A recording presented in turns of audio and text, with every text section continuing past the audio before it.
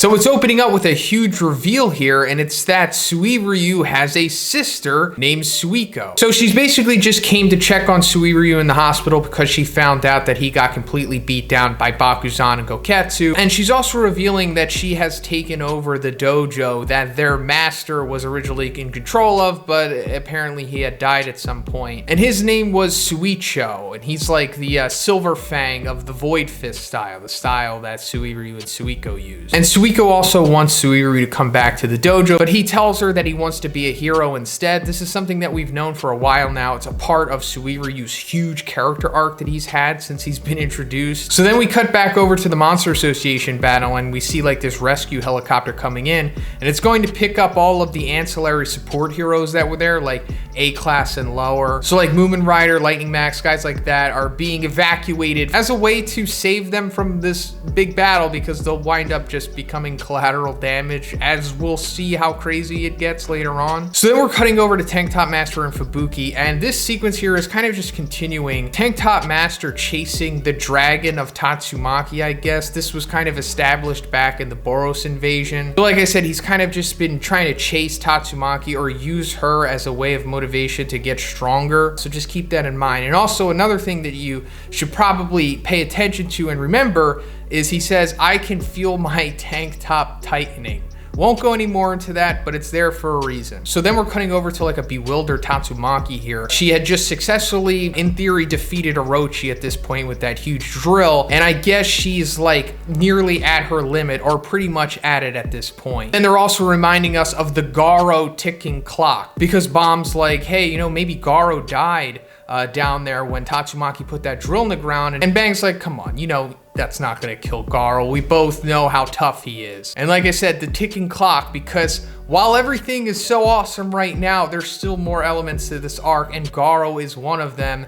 And definitely don't forget about him. So then we get an Avengers Assemble moment with more S-Class heroes meeting up with them. And Atomic Samurai is like, hey, Flashy Flash was stuck down there. You know, is he gonna be okay? And Tatsumaki, being the overpowered Esper that she is somehow still hearing this conversation and then psychically relaying to Fubuki, saying that like, hey, it's all right. Flashy Flash wasn't down there when I put the drill in the ground. The moment I delivered the blow, there was a warp in the space below that swallowed up someone. They must have moved through another dimension. And then she thinks that it's Blast that did this. It's understandable that she would think that because she knows firsthand who Blast is. Now, if we go back to that sequence, she's both right, but also kind of wrong at the same time, because when she did drill into the ground, it wasn't exactly Blast that saved them. It was actually them coming in contact with the cube and going into the God dimension. So then we're coming to Homeless Emperor, who had previously just blasted Zombie Man to the point of where he's just like a fountain right now. And then he thinks to himself, saying, it seems Garo Garo and Orochi got done in. As I thought, they were vessels incapable of expanding their minds. The heavens ally only with the chosen, those such as I. So this is just reminding us that Homeless Emperor's powers do in fact come from God. And we're gonna come back to this later because it's kind of brought up again. But as he's talking to himself, a My Mask comes out of nowhere and is about to level him, but then Black S comes out of the ground and saves Homeless Emperor from a My Mask and like starts tangling him up. Then Fuhrer Ugly comes out of the ground and literally caves a My Mask's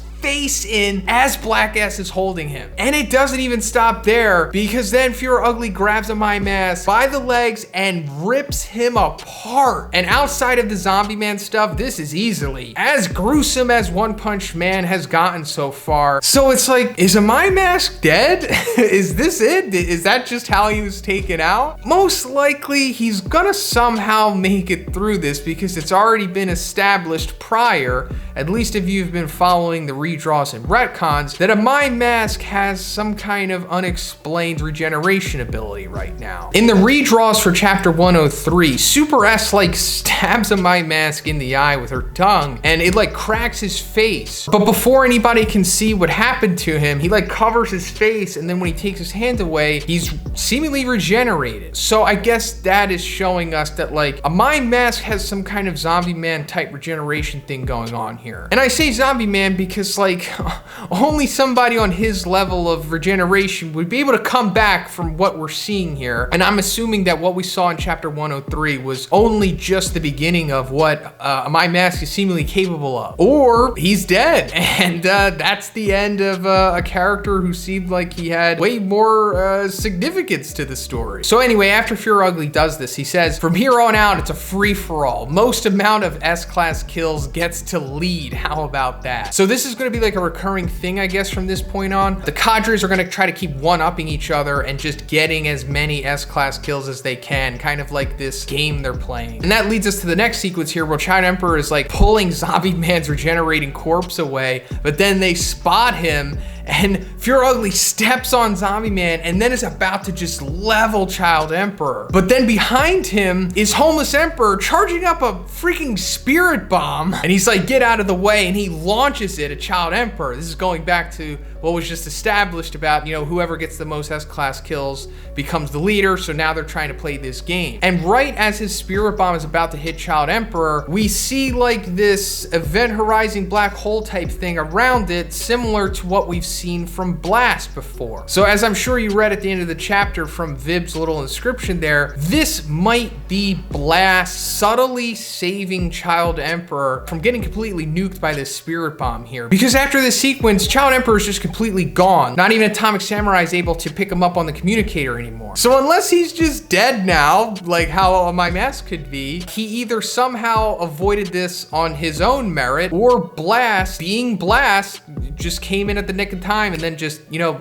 warped him out of there. I mean, his dimensional abilities was name dropped earlier on in this chapter with Tatsumaki. If anybody could do this, it would be Blast, right? But if things weren't already looking down enough for the S-class heroes here, the crater that was left by the spirit bomb has now released evil natural water from the ground. So now he's joining in the battle too. But it doesn't stop there, because Gums is back too. He comes chomping out of the ground, trying to take Tank Top Master and Pig God at once, but they avoid him. And Pig God's like, he's digesting debris instantly as he keeps eating it. It makes me look like I'm on a diet. So then Black S is like reflecting on what Homeless Emperor just did with like that massive spirit bomb. And he's like, the power behind these juggling balls is no joke. Not to mention he doesn't seem to use up anything to fire them. What's going on? Is the energy getting released from somewhere else? Going back to what I said earlier about how obviously Homeless Emperor's powers are coming from God, this is significant, especially now that God has really been built up to be essentially the end-all be-all of this series, and his powers are ridiculous. Like, dimensional stuff is obviously going on with him, and we saw what he was capable of giving to Sairochi when she shaved the continent. So now that Homeless Emperor is showing the full extent of his power orb ability, is really showing that like he's clearly one of the strongest here, despite just being just a normal dude. And then we come to the end of the chapter where we see Homeless Emperor, Black S, and Fear Ugly just walking, you know, I guess towards the S-class heroes to just finish the job. But the end goal here is obviously they're all going to take down the S-class heroes, and then they're just going to decide, you know, whatever has to happen afterwards. But yeah, fantastic chapter. So looking forward to the rest of this. I love the dread that this chapter established. Just when you thought everything was cool with the S-class heroes defeating Orochi, taking care of Psychos, but no, the cadres are back and they're way stronger than what you thought they were. So we got the new chapter quicker than I guess all of us thought that we would, and it's unusually short. Not complaining or anything, it's obviously better than nothing, just pointing out that it is particularly on the short side, especially for a One Punch Man chapter. I think it's like about 12 pages or something, and that could mean that there may be more parts to this chapter. Sometimes One Punch Man chapters are released in parts. So there's a possibility that maybe Monday or sometime next week we might get a part 2. But anyway, the chapter opens up with Genos like going crazy, and he says, my power core has exceeded its limits and has begun thermal runaway. I will explode soon. So why is this happening? Well, there's a few reasons. First of all, it's because of the current form that Genos has. In chapter 93, it's stated as being a reckless upgrade. It focuses on offense, making it unbalanced. balance. An increase in horsepower without reducing armor, so Genos must regulate himself as he fights. And if he were to fight at full power, he'll surpass the machinery's endurance and break, and if he does go full power, he can only do it for about 10 seconds. Since his body can't maintain any more than that, if he were to exceed that, then his energy core will explode. So I guess when Genos was going against Suiryu by himself with all the big crazy beam struggling stuff, he was using his full power for sure. However, it was after that point when Drive Knight came in and teamed up with Genos and said to Genos that like, hey, I require your assistance, I'm running low on energy, I want to combine with you and integrate our power cores for maximum output. And then we saw them fuse together and become Buster Blader, and then, you know, further went against Suiryu, and I guess that was the breaking point for Genos's core here. And that brings us to where we are right now. And speaking of Drive Knight, Silverfang's like, there's no emergency fix, and Puri Puri Prisoner's like, that's right, Drive Knight would know Genos's body inside out. And then we see them in their Buster Blader mode, or I think it's called Dragon King in the official translation. And Drive Knight says it seems the barrier is gone. Objective complete. Pardon me, and then he assembles, drops Genos, and then just pieces out of there. If you've been following my reviews, I said that this was more or less going to happen. Once Drive Knight got what he wanted, he was just gonna piece out of there. And what he wanted, of course, was Orochi cells, and we saw him get him a couple chapters back. And then after that, he just had one more objective, and that was for the barrier to come down. And I guess that killed two birds with one stone for Drive Knight. One, so he could leave, but then two, to keep him in the good graces of the S-Class heroes. So yeah, let's put another notch on the board for Drive Knight being sus. Even Bomb points it out when he's like, how heartless of him. But after this, we get an update on Child Emperor, and we see Puri looking at like the holographic GPS thing on the communicator, and he says, it seems Child Emperor was buried in the explosion earlier. And then he angel crawls underground to go save him. So in the previous chapter, I guess the majority of the community speculated that Blast had somehow saved Child Emperor by like the last second warping him out of the way of Homeless Emperor's spirit bomb. So I guess this means that he warped him directly underground. But given that Puri is about to go meet up with Child Emperor, I'm sure we're going to get the explanation then. And it just seems very likely that Blast had something to do with it. And if it wasn't Blast, then I guess Child Emperor just was able to take care of himself. But then we come back to Genos, and he's just ready to accept his fate of just exploding, but he's like, hey, let me try to take down as many cadres as I can with me. You guys get out of here, but you know, make sure you get out of at least a 5-kilometer radius, which translates to about 3 square miles. So that's a pretty impressive explosion coming from Genos here. Completely understandable because, like what I was talking about before, he was beam struggling with a pretty much consensus above Dragon and Suiryu. But then he gives one last heartfelt request, and he's like, please let Saitama and Dr. Kuseno know that I apologize for my inexperience. It's like, Genos, we forgive you, but at the same time, you keep making the same mistakes you've made since you've literally been introduced into the series. I mean, when are you not gonna be inexperienced at this point? But then Silverfang chimes in. He's like, no, young people should never give in to despair so easily, says the 82-year-old who was ready to give his life to Elder Centipede, so I guess he's qualified to say this. Then Fubuki steps up, and Genos is like, what are you doing standing there? I know you're not the strongest, but you know, we can't even afford to lose you. Just get out of here. And then she says, be quiet, and she puts both of her glowing Esper hands onto Genos's back. And she's like, I'm the Blizzard of Hell, the leader of the Blizzard group. Do you think I would just leave my subordinates to die and run away like nothing happened? You know, forcefully still making Genos a part of the Blizzard group, that old recurring joke. And then we get an explanation as to what Fubuki is doing here in order to save Genos. So apparently she's using her telekinesis, aka Esper powers, to suppress the thermal motion as much as possible, and then find the organic portions to reinforce and restore. So this is pretty crazy, and I'm both surprised, but at the same time not surprised that Espers are able to do stuff like this. It's kind of like the Force in the Disney Star Wars movies. There's just more and more developments on these Esper abilities with each chapter. But I'm more surprised that Fubuki is capable of doing this because she's really not that powerful, especially compared to the other insane powerhouses in this arc. But relatively, I suppose she is pretty powerful, and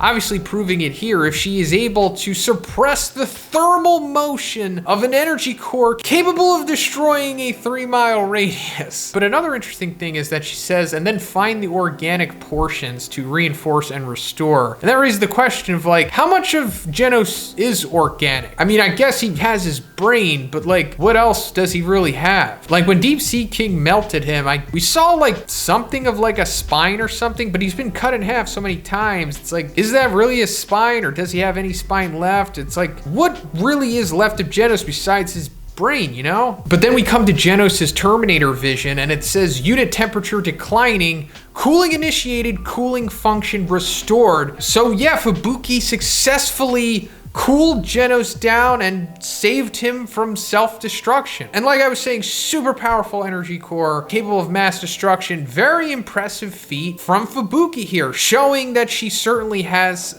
some real potential to her as an Esper, and also, as they're pointing out here, as a leader too. But it wouldn't be a female Esper in One Punch Man if she didn't start coughing up the Kool-Aid after exerting herself. Then she seemingly falls unconscious, but is caught by Bang and Bomb, and we get the chapter ending line with, she may have the makings of a great leader after all. And yeah, that's the end of the chapter. Crisis averted. Genos is gonna be all right. And I guess Fubuki is too. I doubt she's dead or going to be benched for the rest of the arc. I'm sure she'll wake up soon. But yeah, fine chapter, but you know, very short and not really big developments here. One and Murata certainly making a meal out of this one sequence that probably could have just taken 3 pages in a regular chapter, probably, you know. But again, not complaining. It's better than nothing. And like I said, we might get another part to this chapter, because this does seem like this would just be the first half of like a regular chapter, right? So the chapter opens with a crazy feat of power from Homeless Emperor, who is straight up making an aurora, as Bang says, out of his light spheres. Further establishing that Homeless Emperor is, like I said before, easily one of the strongest cadres, just one of the strongest characters currently in the war at this moment. And he's chasing Tatsumaki with like this barrage of orbs, but she's able to narrowly get away from it when he does like this one big convergent spirit bomb thing. And she was able to escape this using her stone mannequin decoy thing that we saw her also use against Sairochi a couple chapters back. But we're further seeing that Black S is like suspicious of Homeless Emperor still, just him and his powers. Like this started back in chapter 141 or 142, I guess. I don't know. I still don't know what's going on with the numbering of these chapters at this point. But we see him like talking to himself behind Homeless Emperor, and he's like, this guy, his body's just that of a normal human, ain't it? If that's the case, I bet eventually I can find an opening and get him from behind. So yeah, this is also further establishing that like the cadres, they aren't friends, and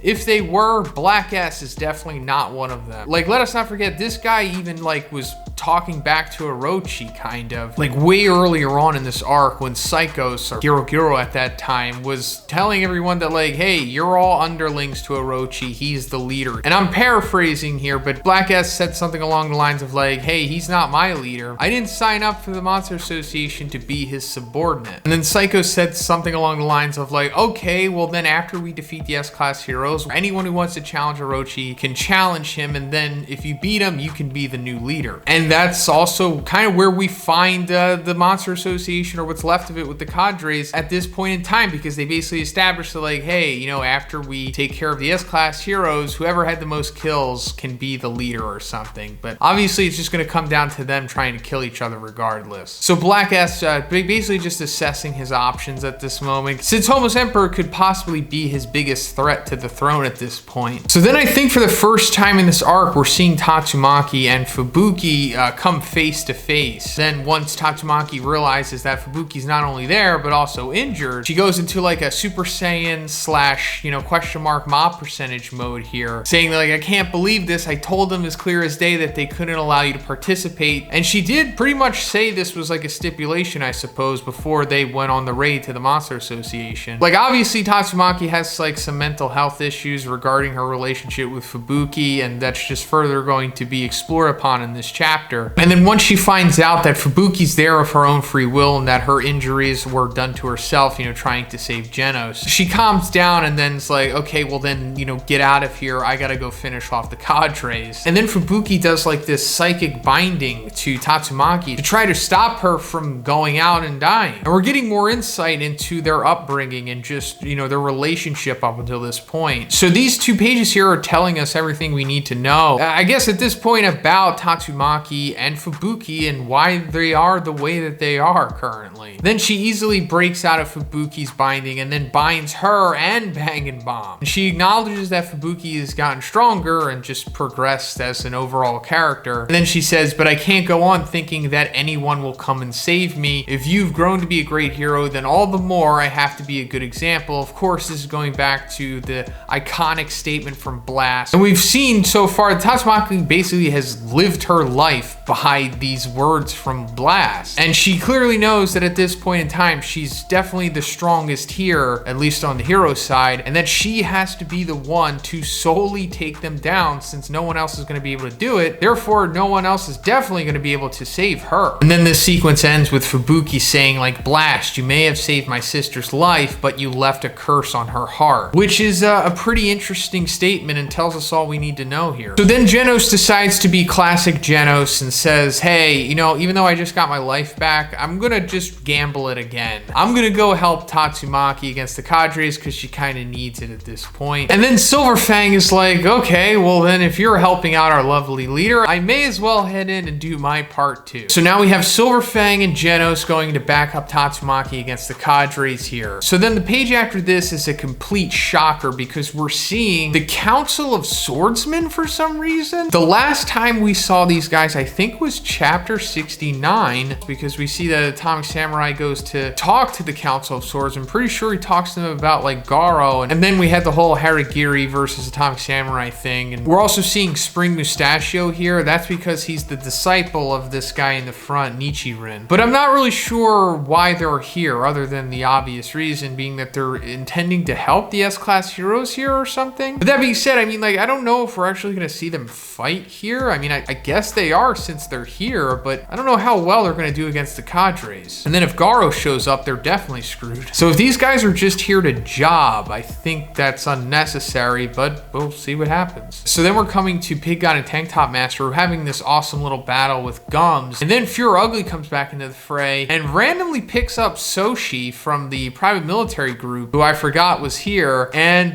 just rips his arm off. And Tank Top Master and Pig God are trying to help him, but they get stopped by Gums. And then Pure Ugly's just gonna straight just vaporize Soshi with a punch here, but he's stopped at the last second by Tatsumaki. And this gives enough time for Pig God to scoop up the private military group. And then Tank Top Master launches him and says, hey, pass a message on to Moomin Rider for me. We will win, and it will be a victory for the heroes who gave up their beds. Going back to the whole little hospital relationship that he and Moomin Rider had/have. And he selflessly launches Pig God out of there with the private squad inside of him, saving them from the CADRES here. And then we see Pure Ugly like Hulk out and transform and get more muscular and breaks out of Tatsumaki's binding and like backhands her. I mean, we were just talking about it, but obviously Tatsumaki is like approaching death. I mean, she's really drained and wounded right now, so it's understandable that she's not going to be able to restrain Pure Ugly for, you know, too long. But then Tank Top Master launches at him with a tank top tackle, but Pure Ugly counters him with a forearm caving punch, and that's exactly what it does. He completely wrecks Tank Top Master's arms here. I mean, I think this is the worst we've seen an S-Class hero mangled outside of a My Mask recently and Zombie Man. But then after this, Pure Ugly just destroys Tank Top Master with like just full body smashing punches. And it looks like Tank Top Master is dead. And I mean like straight up dead. Like look at it. I mean, how is he alive? And then he gets eaten by Gums too. Then we come to the final page where where Pure Ugly is walking up on a Tatsumaki who is, I guess, one punch away from dying at this point. So, wow, this was quite the intense chapter, more of a companion piece to what 141 was, or 142. Pure Ugly taking MVP again, but I'll say for now that I'm not sure what the fate of Tank Top Master is. He legitimately could be dead here. He doesn't have an excuse like My Mask does with his, regeneration that he, could have that could save him here. Tank Top Master doesn't have that, or at least it hasn't been established that he does. So either Tank Top Master somehow gets out of this and is healed by Fubuki somehow. I mean, it has been established that she has crazy healing powers either, or at least on the extent of saving Tank Top Master, who just became mashed potatoes. I'm not sure if Espers can bring somebody back from that, or there's going to be some crazy Deus Ex sequence with, I don't even know, Phoenix Man? Probably not, but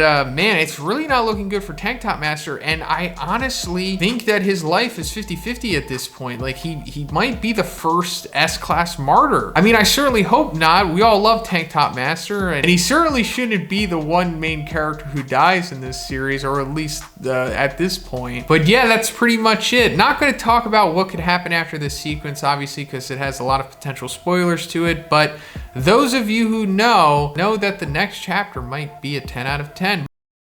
So this chapter is opening up with classic Murata here, us seeing tank top girls, tank top ripping. Other than this being classic Murata, I think it's showing us this for a reason, and we'll get into that later on once we see what's going on with Tank Top Master. But Pig God shows back up after getting launched by Tank Top Master in the previous chapter, and as he lands, he spits up like the private military group and the disciples. And Soshi's like upset that he didn't save them sooner, but then Pig God reveals that he brought Soshi's arm too, and he says they should be able to reattach it for you. So I guess Soshi is getting his arm reattached, and I don't know why this needs to be a thing. It just confuses me why they're like singling this out and showing us for sure that his arm is going to be reattached. I mean, honestly, this guy doesn't matter. Like, the private military group in general just doesn't matter, but yet they've had so much spotlight on them. It's like, if anybody should be getting their arm back, give it to Iron. Who cares about this guy? But I'm sure this is all part of one's ultimate plan in the end. Then Pig God decides to head back into the cadre battle, but then he says something extremely interesting to himself. He says, should I do it now? No, this isn't the time mentioned in the prophecy. I need to reserve that power of mine for the very end. So we've reached one of the major dialogues coming out of this arc. And people have been speculating about what this could mean for literally years now. But what is this? I don't know. I don't think there's any real way to know exactly what Pig God is talking about here. I've actually made an entire video speculating about what this could be, and I could further speculate in this video, but I'll just say that it's some kind of significant ability that Pig God has that he feels is so significant that he's going to just not even use it in this dire situation against the cadres, and that maybe only a disaster level God is worthy of it. Now, he didn't say the G word, of course, he said the prophecy, but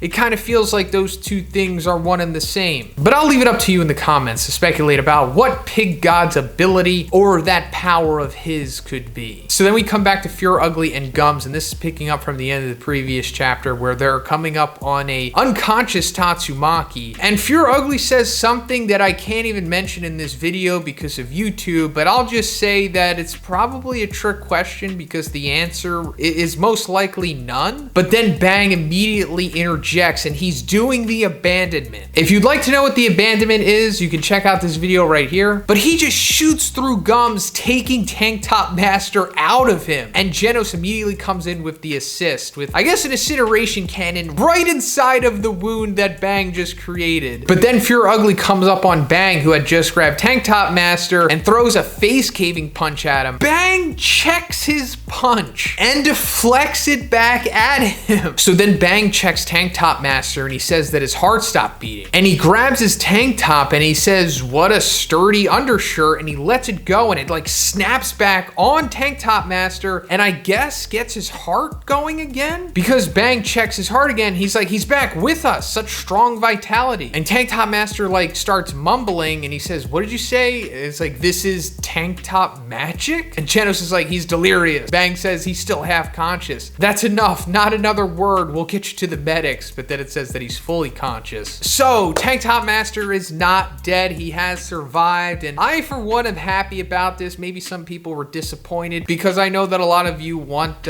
some major characters to die in this series. And while that necessarily hasn't happened yet, I don't think Tank Top Master is the one that needs to die. One Punch Man is going to be a very long series, and I'm sure we will get to the major character deaths. So you'll get what you want eventually, probably. I mean, if you're hungering for characters to die, go ahead and read Demon Slayer. I'm sure you'll have a great time with that series. But what's going on with his tank top here? Well, I honestly don't know, and I guess we can only really speculate at this point. Now, going back to what I said in the beginning with Tank Top Girl's tank top ripping, I think that was put there to show us that tank tops can rip. And the fact that his not only did not rip, but also was so elastic and powerful that it like kick-started his heart again. Now this could mean a few things. Either Tank Top Master has like some kind of crazy tank top that is exclusive to him, you know, like some kind of, I don't know, vibranium fabric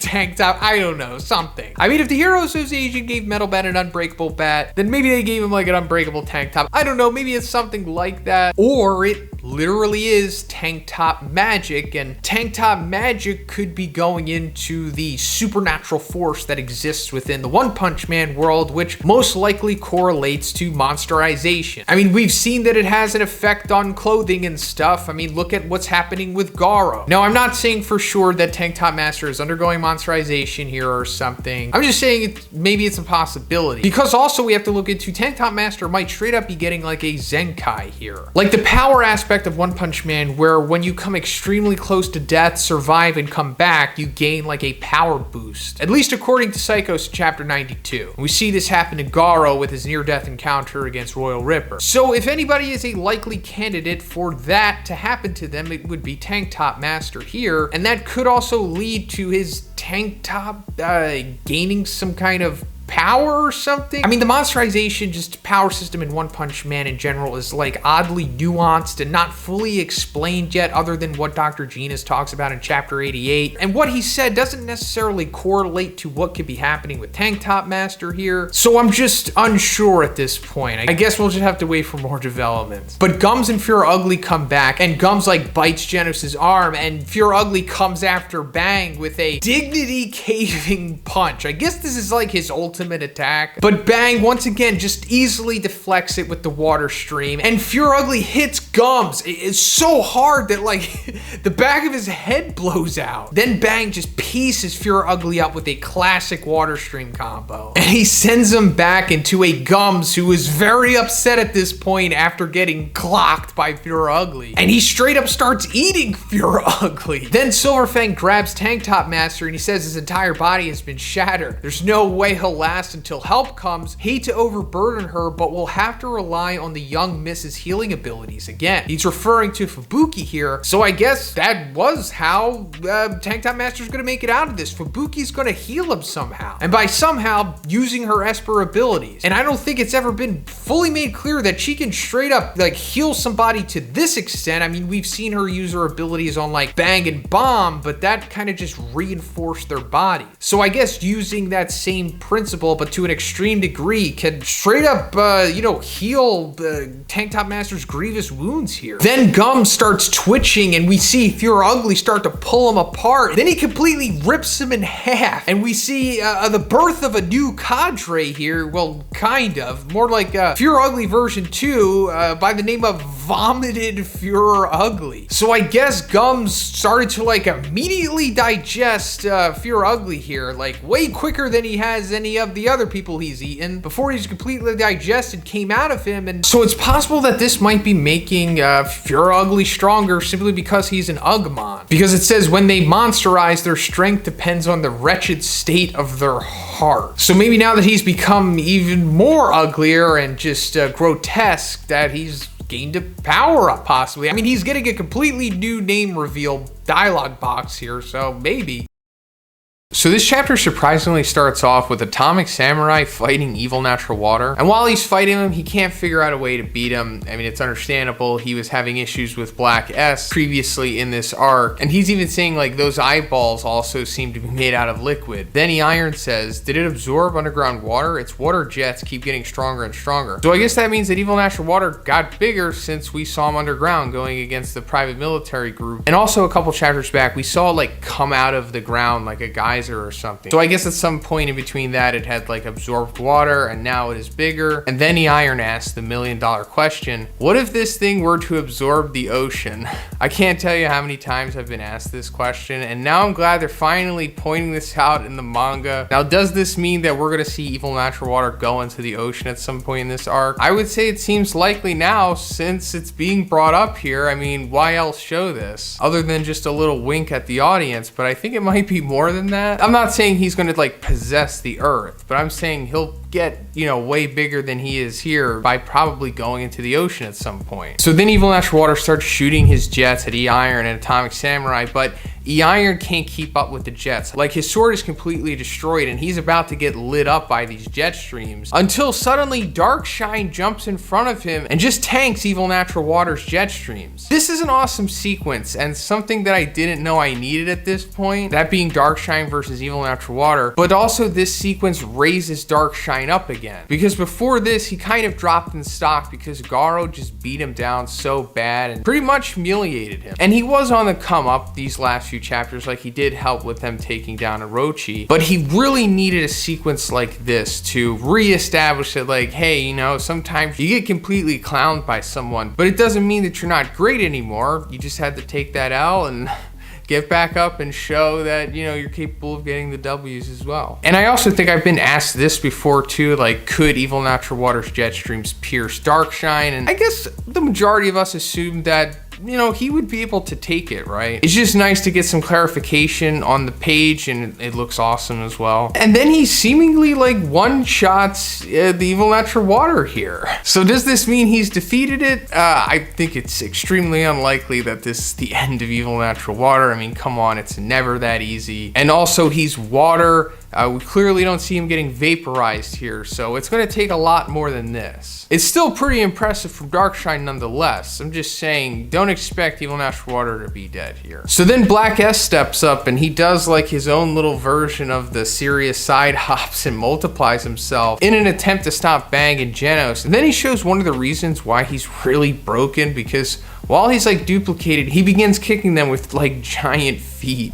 And he's able to hit Genos, but Bang deflects him, and then they all like gang up on Bang. But he's able to defend against them no problem, but also Atomic Samurai is saving Genos and Tatsumaki at the last second here by atomic slashing the rock that they were going to go into. And now Atomic Samurai steps up to rematch Black S, allowing Genos and Bang to get out of there because they have Tatsumaki and Tank Top Master with them. And Atomic Samurai decides to fight Black S different this time. Instead of just hacking him and slashing him, he like cuts him like a book and then cuts him in like a spiral and then just beats him with like the blunt part of his sword, it looks like. Pretty much anything to not slice him or cut him completely. And I guess this is somewhat effective against him. I mean, it's better than like cutting him up, right? Now, of course, the elephant in the room is the focused atomic slash, something that Atomic Samurai originally had, but then it got retconned with the redraws and he no longer has that ability. Therefore, he doesn't have like a solid win condition against Black S yet. Because without the focused atomic slash, it doesn't seem like Atomic Samurai can vaporize him here, or to the extent that he needs. And that's pretty much the same issue with him against Evil Natural Water. So does that mean that the focused atomic slash will eventually come back later on? Maybe. I could totally see that happening. Or they just wait until this arc is over, and then if Atomic Samurai lives, then I don't know, maybe that'll be like a next arc power up for him possibly. Not really sure. Then we come back to Bang and Genos, and Genos is like holding Tatsumaki and Tank Top Master, and Bang is like in front of them defending them against the Black S horde. And Bang's eventually like, I won't be able to hold them off at this rate, and Genos is like, you know, it would be bad to let them keep pursuing us like this. But then suddenly Tatsumaki is still somehow able to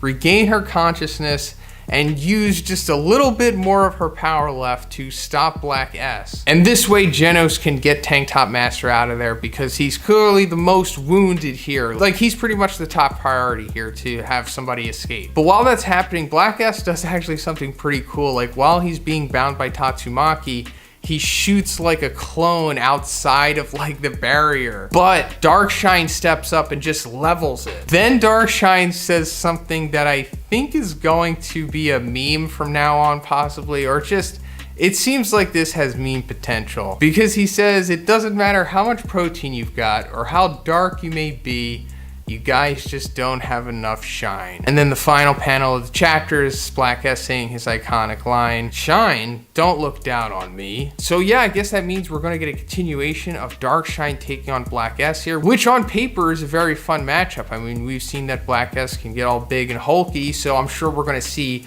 a big hulky Black S going against Darkshine, which would be amazing. And as for who could potentially win this matchup, I'm not really sure, because Darkshine needs to show that he can like vaporize a Black S clone before even, you know, beginning to have a chance to win here, rather than just having like a stalemate. But aside from all of that, an interesting thing about this chapter is that we don't get any updates on Vomited Fear Ugly. You know, like, what happened with him? Like, he appears at the end of the previous chapter, and then not a word of him in this one. Like, you know, Bang and Genos were kind of like, you know, dealing with him in a way, right? At least Bang was, and we saw everything that Bang did in this chapter. So, like, what's going on with Vomited Fear Ugly? You know, where is he? I mean, he's gonna come back for sure, but it's just weird that he was not even mentioned, like, for one panel in this chapter. But it's whatever, it's not a big deal.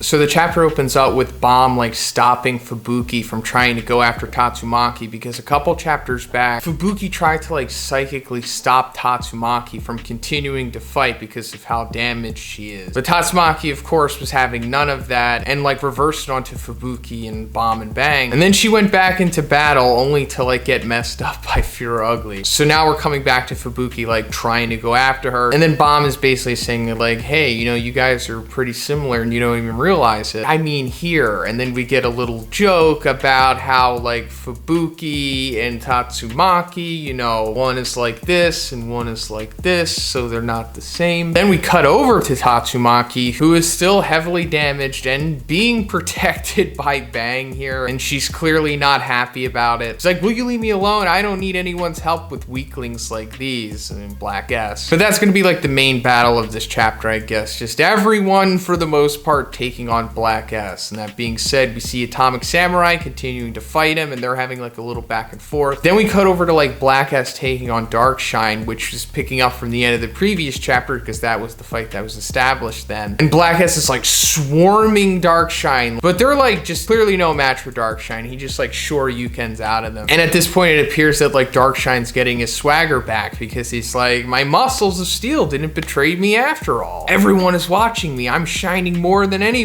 So also, you know, kind of regressing back into like his old like pompous kind of demeanor. So then Black S does one of the most exciting things of the arc so far, and he's like, if we keep attacking like this, he's just gonna steamroll us. I didn't want to do this, but there's no chance. Now we gotta split to our absolute limit. And he literally becomes a tsunami of Black S clones. This is incredible. We actually talked about this in my Q&A a couple weeks back, that this was a very good possibility this was gonna happen. And now that it has happened, it's super satisfying to see this. Now, another thing is that Black S is mentioning our absolute limit. And you might be thinking like, well, what is his limit? Like, how many clones can he make? Well, I don't want to spoil anything since it hasn't been explicitly stated here yet, but I will say that there is a hard number to the amount of Black S that Black S can become. And I'm pretty sure the exact number will eventually be revealed in the manga. But for now, I'll just say it's like a lot. But after this, he's like, hold up, if we keep splitting, we could pound this durable gorilla for ages and not make a dent in him. We gotta merge. And then another Black S is like, shut up, don't give us orders. If you wanna merge, do it yourselves. There's no point in a merger, so don't be selfish. Now, what is this merger that he's talking about? Does that mean like he becomes like his big like hulky form that we saw when he was going against Atomic Atomic Samurai. Maybe, maybe not. Maybe there's a whole other thing that he could do, possibly. We'll just have to wait and see. But then out of nowhere, Nichiren pops in and scallops Black S, similar to how Atomic Samurai was in the previous chapter. Then we see the Council of Swordmasters squat up and he's like, hey there, Kamikaze, you're truly putting in work. So this is great too.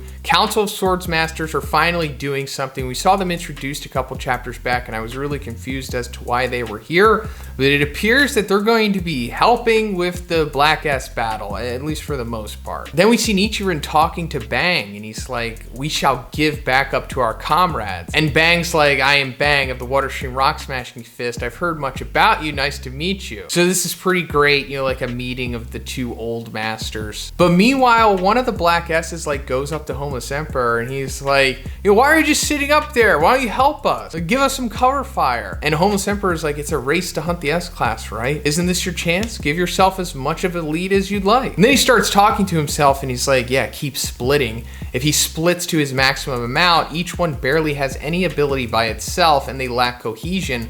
I'll let him brag about his numbers and watch as he wipes this pestilent civilization off the earth. Then I'll finish him off with a super concentrated carpet bombing. After all, it's in my very nature to wander this earth once I've cleared it. All is just as the heavens will it to be. And then we see like the moon behind him. The moon has been very symbolic in this series, and it's kind of implied that it might have some kind of connection to God or something like that. So just keep that in mind, that the moon is probably going to play some, you know, pretty major significance in the series, other than, you know, Saitama getting kicked to it.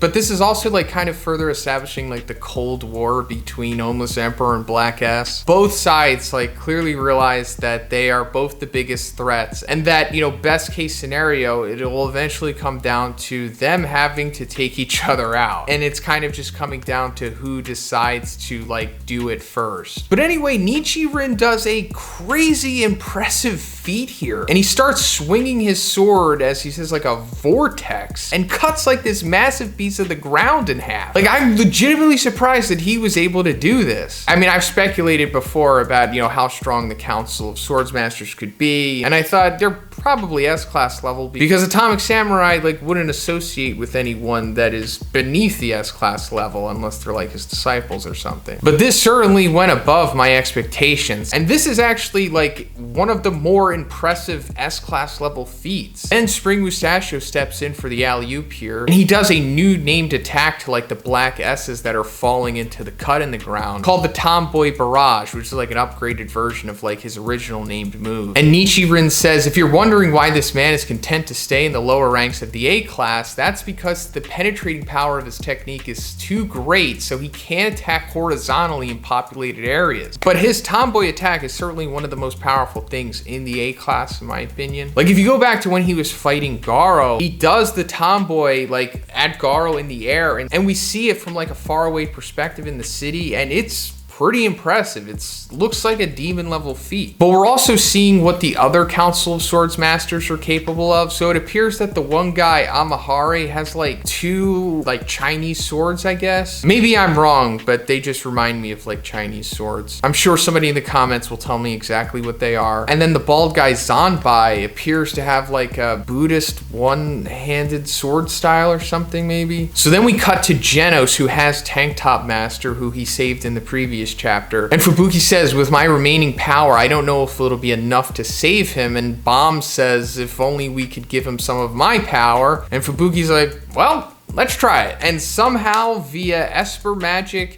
she's able to siphon the energy from Bomb and put it into Tank Top Master. And apparently it was a successful transfusion, so Tank Top Master is going to be all right. I don't know if he'll be able to fight again in this arc, but at least he's gonna live on and not be all, you know, mangled. And also, this is like a new thing being revealed here with Fubuki and just Espers in general. She did stop Genos from exploding, but this is very different from that. Then Garo shows up, and I made an entire video dedicated to this sequence.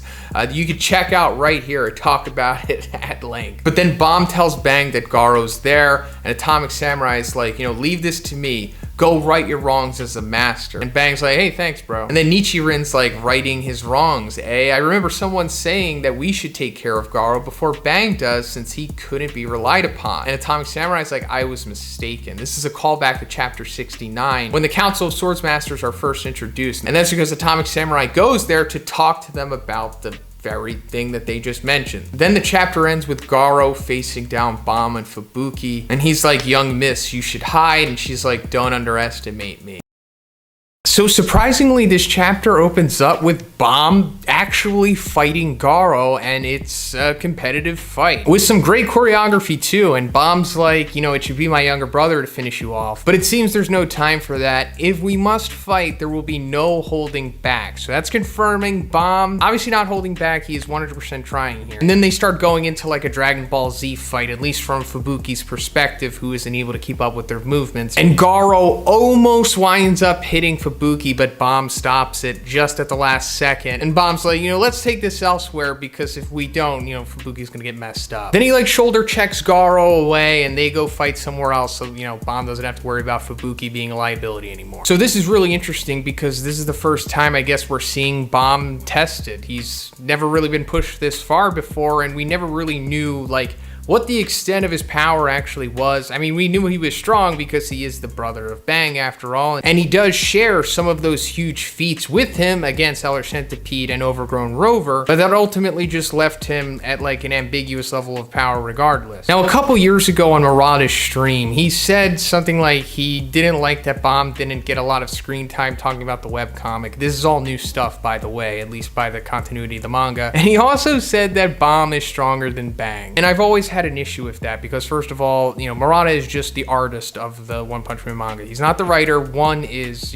as well as the creator. And second of all, there's never been any evidence to like support that. But anyway, we're coming to Pig God meeting up with Fubuki, who still has a mangled tank top master there. And Pig God's like, Master, did they get you? Hang in there. And then Fubuki looks at him and it's like, will you please help me out? And Pig God's confused. I'm guessing that Fubuki wants to do like another round of like Esper healing on him, like she did last time with Bomb, but instead this time she's going to like siphon energy from Pig God, I guess, to further heal Tank Top Master. But then we're cutting back to ground zero and we're seeing like the massive Black S tsunami about to like engulf everyone, and like Darkshine and the Council of Swordsmasters are able to fight back against it. Like Atomic's there, E-Iron, we've got Tatsumaki, and speaking of her, she gets gripped up by like one of the huge Black S. Then Genos comes in to save his girlfriend with an incineration blast, but then Black S comes behind him and like double hammer fists him into the ground. This sequence is just so great because it's really showing the potential of Black S. This is what a battle with a character like this should be. Like a character of this magnitude with this set of abilities. Just one of Murata just knocking it out of the park with this. And Genos is getting knocked to the ground Looney Tunes style by this, but then he like shoots back up to his feet. This is, a call back to what he did against Garo in season 2. But another interesting thing about this little sequence here is that Tatsumaki calls Genos by his name. Before this, she was just referring to him as Demon Cyborg, but now that she's saying his name, it appears that they have grown closer since they've been going back and forth with aiding each other in this arc. Then they get back to back and Genos is like, can you still fight? And she's like, who do you think you're talking to? Then suddenly they start smelling something vile. Even like Black S can't take it. And wouldn't you know it, Vomited Fuhrer Ugly is back. We haven't seen him since his introduction, and he's still upset at Bang, like asking like, where's the old man? And Black S is like, and you were the one who wanted a murder race, serves you right. And he's like, shut it, and he spits on Black S and straight up melts him. Then Darkshine starts going after Fuhrer Ugly with a Super Ally double bazooka, and Fuhrer Ugly does a forearm melting punch to him, and he's like not only matching Darkshine's strength here, but he's also melting his skin. And then he like spits on his chest too. This is huge because Darkshine's skin was like, was some of the highest level of durability in the series. So the fact that Fuhrer Ugly is able to melt him with his new stomach acid ability means that he's ridiculously strong. And like I said, he was like matching his strength on those punches too. And then he says, this is the digestive power Gums gave me. These feelings of humiliation and inferiority, I'll give you a taste of them too. I'd like to make a video dedicated to Vomited Fuhrer Ugly to like go into detail as to exactly what I think is going on here. But then foolishly basically Zanbai from the Council of Swordsmaster goes after Vomited Fear Ugly and gets his sword melted, but then gets his head melted. Like, he gets a loogie right through his head and it's over. This is huge because a human has finally died. And somebody in my Twitch chat had told me that like a human had died before, like with Tongara getting killed by Evil Natural Water in the redraws. And yes, that did happen, but nobody cares about Tongara, and he was like a bad guy anyway, and he was kind of set up to die, I guess. But Zanbai is like ostensibly a good guy, and also like a hero adjacent kind of. And I don't want to sound dark, but I'm glad he died.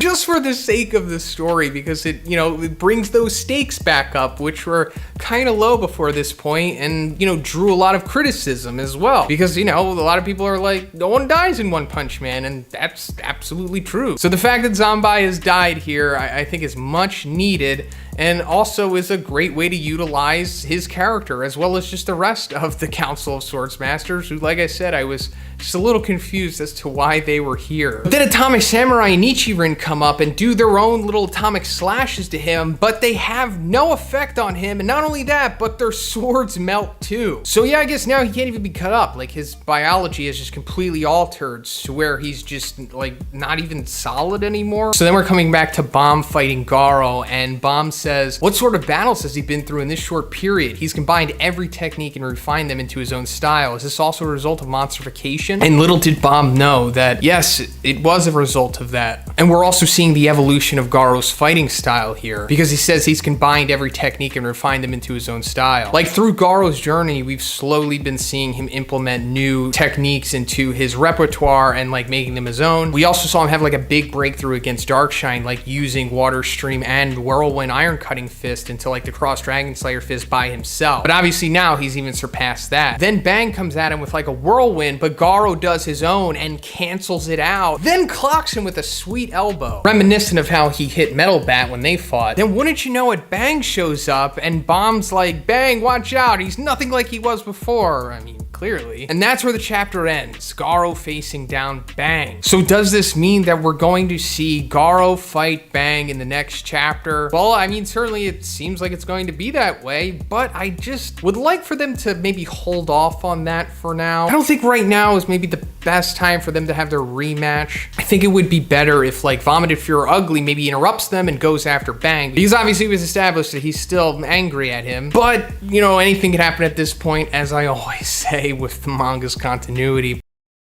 This chapter actually starts off with Garo fighting Bang, and it's maybe already one of the best fights in the series, or at least for its time span, like, you know, pound for pound. And I know that this was set up at the end of the previous chapter, and it's not that I didn't think that it was going to happen, it's just that I just would have personally preferred the original reunion between them, like the way that it plays out in the webcomic. But this is fine too. This doesn't hurt it by any means. Like I said, it's probably already one of the best fights. But before they get into it, Bang says, have you lost even the ability to speak? And that's a good question, because like, what's going on with Garo right now? We've been talking about this for the last couple chapters, but that raises the question is like, has he completely lost his humanity? Like, has he completely lost all reason?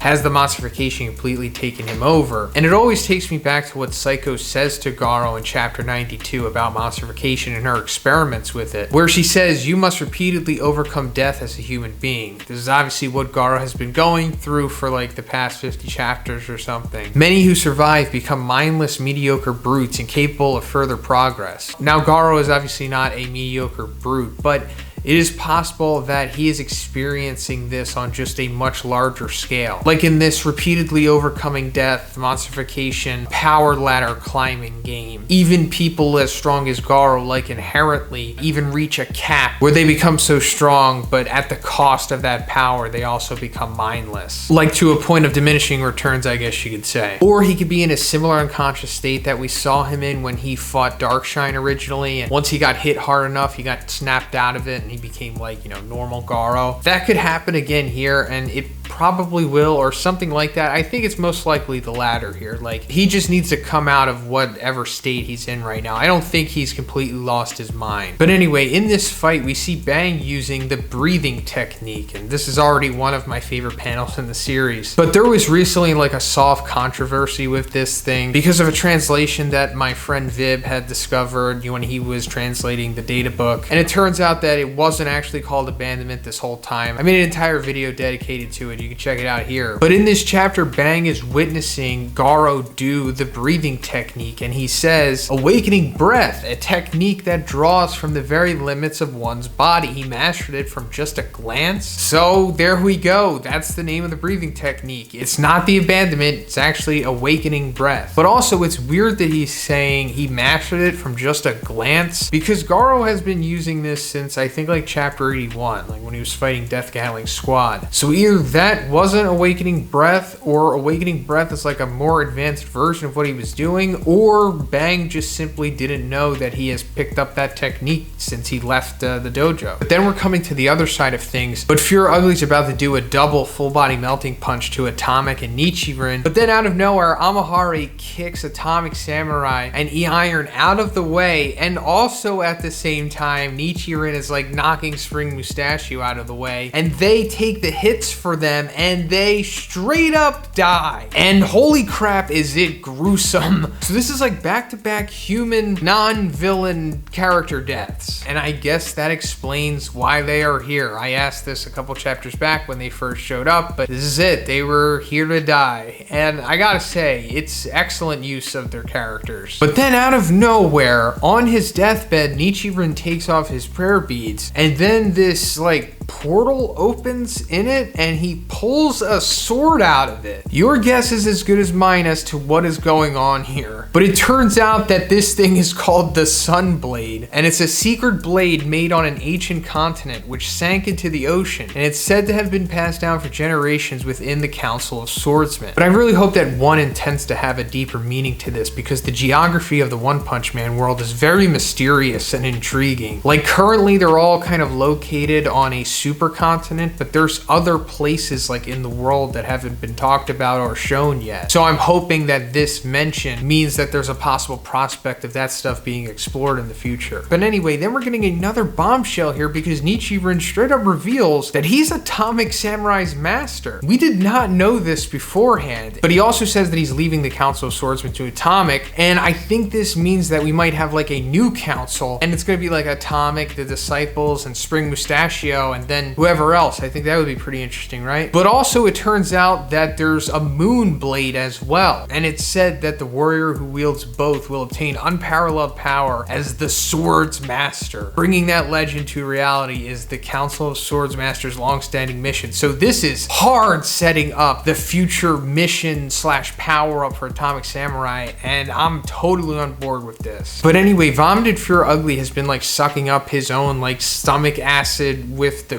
corpse of his victims, and some of them have been Black S, and he hasn't been taken kindly to that, and they start to beef until Vomited Fear Ugly straight up just says that he's going to eat him. Like Vomited Fear Ugly is trying to take like full alpha leadership of this team right now and challenges Black S to literally come at him. And this was the straw that broke the camel's back for Black S, who is established since essentially his introduction that, you know, don't look down on him. And apparently this was it. It was like, okay, oh, you think you could take me? Well, then let me show you what my true power is like. And he looks around and he sees that like the S-Class isn't really that big of a threat anymore. And now he doesn't really have to worry about them like he did in the beginning of the battle. And he's like, there's nothing to stop us from merging. And we see a whole bunch of him like fuse together to make like this new form. And it's like super bright. And we're getting instant speed feats on him because he's hitting Vomited Fear Ugly so fast that like not even the audience can see it. Then he sprays his stomach acid on him, but it has no effect and he just punches through it. And he says, please refrain from spitting your filth on me. Then we come to the end of the chapter and he says, your digestive fluids are meaningless against the anti-corrosive properties of gold. They merely disgust me. Golden S is born with a blast. This is huge because I did not expect him to show up so early. And I say early because originally in the webcomic he shows up later than this and in a much different situation. But this is great great too, and makes the future of this arc even more unpredictable now. But let's cut to the chase. This guy might be the strongest monster we've ever seen so far. I mean, we've clearly been seeing levels being established, at least for the last couple chapters alone. We had the Darkshine feats, we had the Fear Ugly feats, then we had the Vomited Fear Ugly feats, who was riding at all-time high in the previous chapter, who it seemed like the consensus considered to be a high dragon. But now Golden S is like breaking that scale at this point. He has to be above dragon, right? If he is defeating a high dragon this easily. And just the fact that his acid does absolutely nothing to him is incredible. Like, he pretty much did it all with his introduction. He established a speed feat, a durability feat, and a strength feat. Now, does this mean that he's stronger than Boros? No, there's no way to know for sure, at least yet. But maybe he'll prove in the next couple chapters that he is in fact even stronger than Boros, maybe. So picking up from the end of the previous chapter, Golden S had just dominated Vomited Fear Ugly, and we're seeing the aftermath here with Homeless Emperor coming up behind and also attacking Vomited Fear Ugly with his light spheres. And Golden S is like, oh, the useless Emperor has finally decided to go off his backside then? And Homeless Emperor is like, only because it was just too unbearable to watch. And then to himself, he says, they went and ruined my beautiful heavenly scenario. This is in reference to what Homeless Emperor had said to himself a couple chapters back when he was like observing Black S. He said if he splits to his maximum amount, each one barely has any ability by itself and they lack cohesion. I'll let him brag about his numbers and watch as he wipes this pestilent civilization off the earth. Then I'll finish him off with a super concentrated carpet bombing. So yeah, now that Golden S is Golden S, this kind of ruins that. Then Vomited Fear Ugly claps back with a Loogie missile, but Homeless Emperor just deflects it, then lights him up with a straight line bombardment. Like, he's seriously wrecking Vomited Fear Ugly here. Then after, he comically scurries away. And Golden S is like, do you really believe you'll see tomorrow? But then Homeless Emperor is like, leave him alone. He could be useful for something. With those types, you could just show them time and time again how superior your power is and keep them half dead until their spirits break and they come begging to be your slave. And Golden S is like, oh, very well. Shall I take out the garbage first then? And he steps up to Darkshine, who is having a complete mental breakdown after his defeat to the hands of Vomited Fear Ugly. And Golden S is trash talking him here, but also showing that he's doing everything that Darkshine is known for, but better. Basically being big, buff, and shiny. And Darkshine coming to this realization just completely snaps, but then also gets leveled by Golden S. And he's ostensibly KO'd by this. I feel so bad for Darkshine. It's like every other chapter he's taking savage L's. But then we cut back to Vomited Fear Ugly, who's talking to himself, and he says, this feeling of inferiority it gave me is making my digestive juices even stronger. This is because Fear Ugly inherently is a Ugmon. It's the type of monster that he is. And feelings of inferiority and things like that make him stronger. Because it's things like that that originally caused him to become a monster. And then he's like, but first I gotta get a good meal in. Silverfang, when I find you, I'm gonna savor my revenge by slowly melting you alive. So this is something that I was speculating about a couple of chapters back, about how it's very likely Vomited Fear Ugly was going to interrupt Bang going against Garo, which we're not getting an update on in this chapter, unfortunately. But since this is being said now, I'm assuming that he is in fact going to find Silverfang fighting Garo, and then he's going to interrupt that fight, and then hopefully Silverfang is the one who just completely takes out Vomited Fear Ugly here. But also what Homeless Emperor and Golden S were talking about earlier about, making him their slave. But maybe it just won't be that simple, and he will be taken advantage of for whatever plans they have eventually. And it also raises another question, what is Garo going to do in that situation? Is Garo just going to accept that, or is he going to take out Vomited Fear Ugly? But anyway, Black S was observing him this whole time, as he was talking to himself, and he's like we take our eyes off of him. We know if you don't let him refuel, he can't maintain his form. We'll surround him at a distance, box him in, and let him just dry up. So that's interesting. I don't think that was revealed before. That Vomited Fear Ugly needs to eat in order to maintain his abilities and powers. But it's also saying that these Black S are 10,000 count detached force. So I guess this means that each one of them is 10,000 Black S's in one. Now, what exactly does that mean for them power-wise? Not really sure, because we don't really have much context onto the whole numbers thing with him.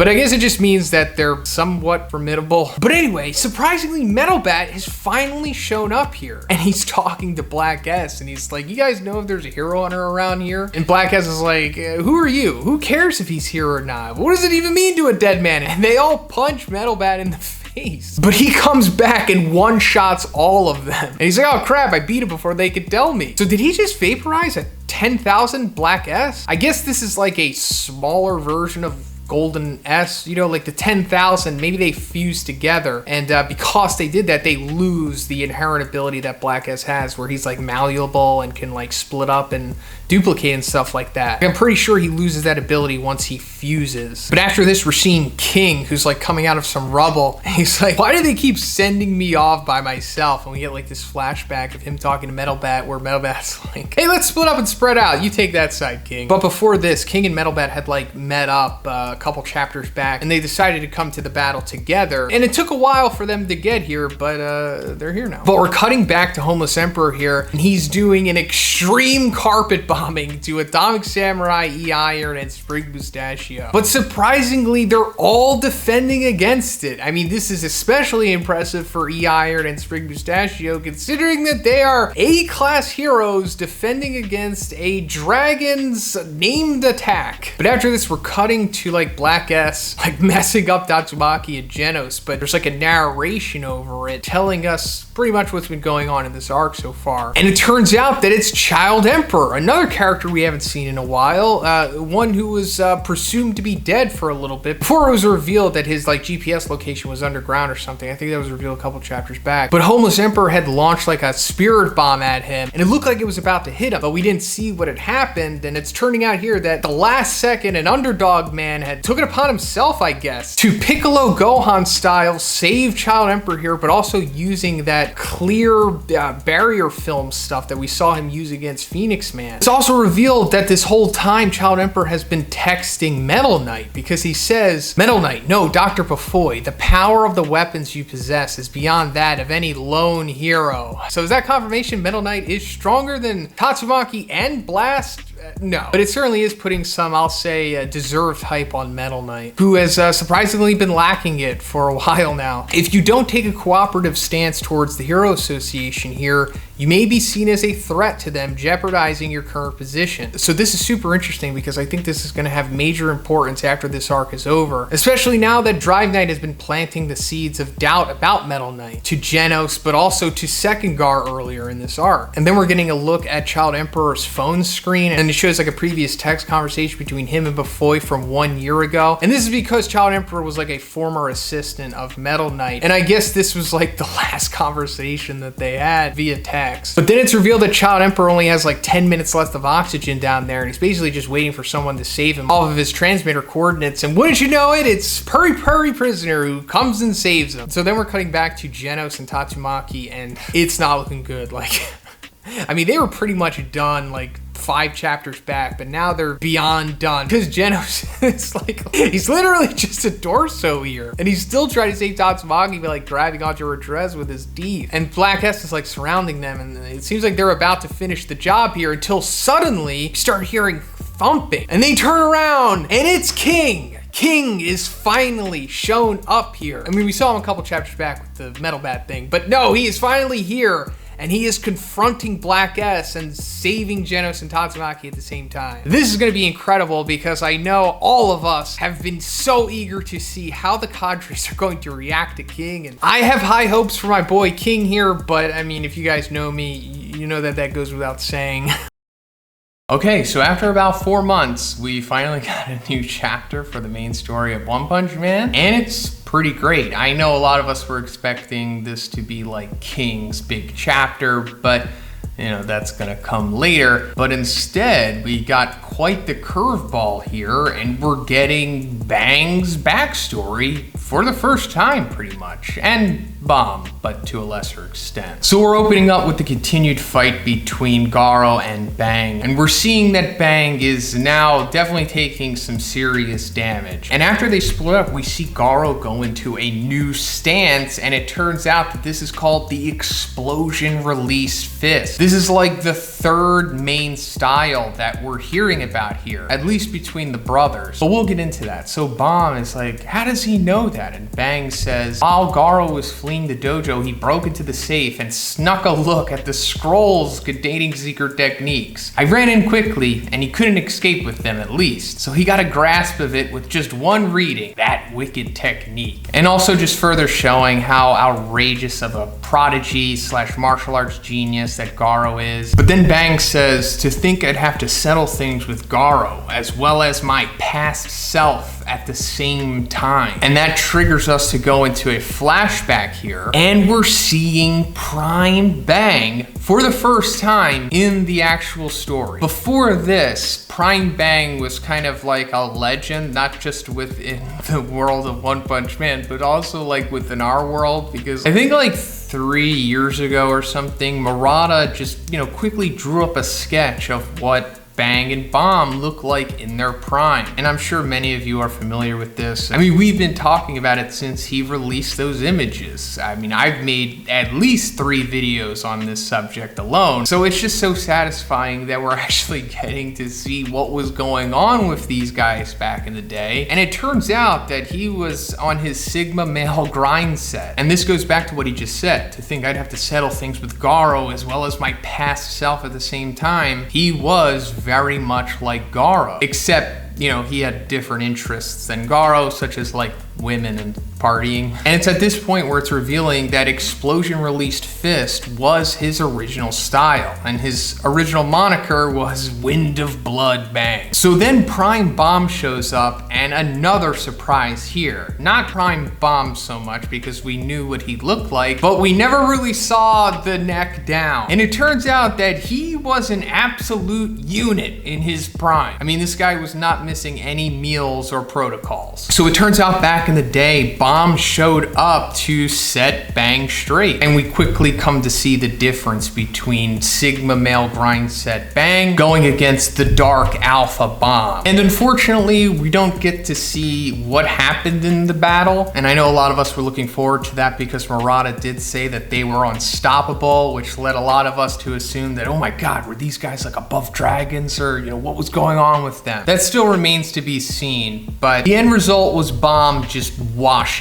Bang. Washed him so bad, in fact, that he completely changed his life. And then we get a narration saying that Bang was the real deal. Therefore, he understood. His fist was filled with killing intent from the start to finish, but his elder brother's fist had none the entire time. That is very important dialogue there. He had a sense that he lost because he wasn't broad-minded enough. After that, Bang sealed his Explosion Release Fist. Then, after many years of training, he developed the ultimate defensive art, the Water Stream Rock Smashing Fist. Then, taking after his brother, he opened a dojo. So we're finally getting the connective tissue there from like Bang being a Sigma male to Bang becoming the master of the Water Stream Rock Smashing Fist. Then going further, we see Bang joining the Hero Association and Bomb finding out, and Bomb eventually reuniting with Bang to help him take down Garo. And this is all showing that Bomb really did play a huge part in Bang's spiritual renaissance, I guess. And it's also showing the parallels to what's happening in real time. Bomb saved Bang, and now Bang wants to save Garo. Then we come back to their fight, and Bomb's like, if you use your Explosion Released Fist, perhaps. And then we see Bang having the opportunity to use it, but he decides not to. Then we see Bang get knocked back to Bomb, and he's like,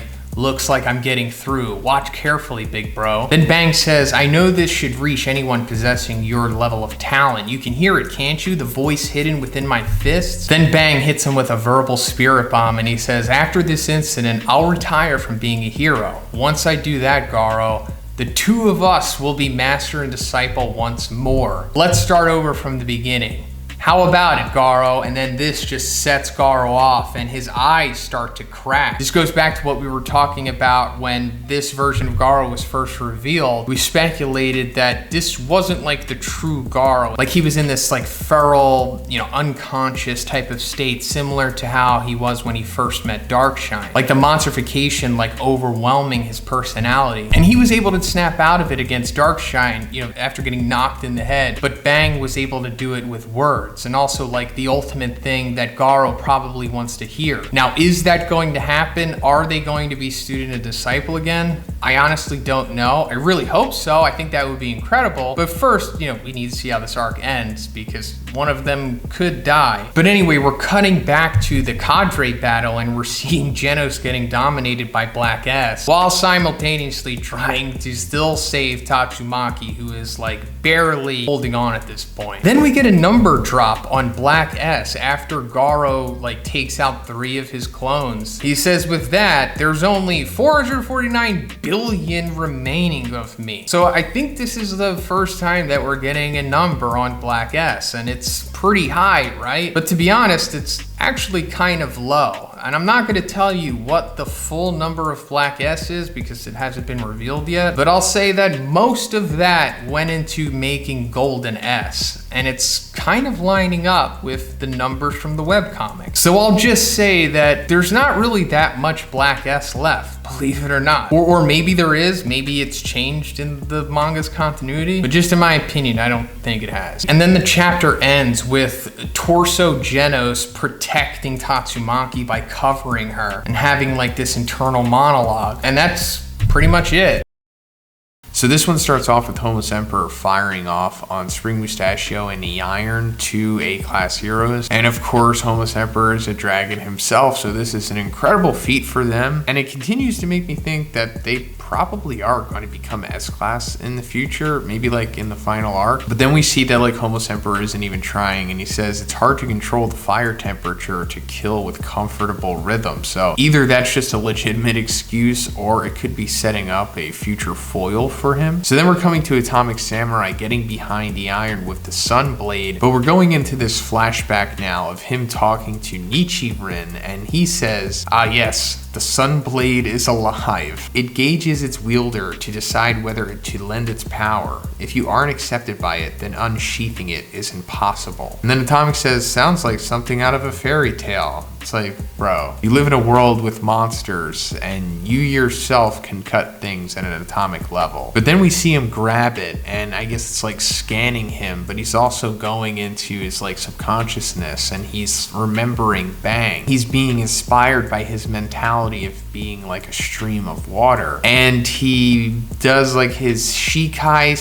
/ domain expansion. It even gets like a little named attack thing, but it just says a reflective water surface. But yeah, he's like essentially going into the flow state shadow realm here. And he atomic slashes Homeless Emperor's spirit bomb. Amazing feat, of course, but then we get a glimpse of what he looks like, and the sword is like glowing now, but it's also like overtaking his arm, and he like no longer has pupils. And he's about to kill Homeless Emperor, but at the last second, Golden S steps in and the sword pierces his forearm. And he says, monsterization? Or perhaps not. This sword must be the reason. Then he tries to break it, but it lops his arm off clean. And the sword's like wiggly now. And then Golden S says, my right arm of 12 trillion. So that's the number reveal. When Golden S was originally formed, we didn't know how many Black S it took to make that merger. And that was kind of a big element of Golden S in the webcomic, because that's how we were able to gauge his grandness. And we did get a number reveal on the remaining Black S, I think in the previous chapter or the one before that. And it insinuated that the number was around the same, but it turns out that the Golden S in the manga has a higher number than the webcomic version. But then Atomic like sheaths the sword and we see it like implode inside of it, I guess from the power or whatever. And then Atomic like snaps out of the fugue state he was in. He's like exhausted. And he says, I got assimilated with the blade. It completely took over my spirit. And Homeless Emperor says, so that power has its limits after all. So let's try to break this down. And this is kind of difficult to make sense of because first of all, it's not fully explained. And also I think this is the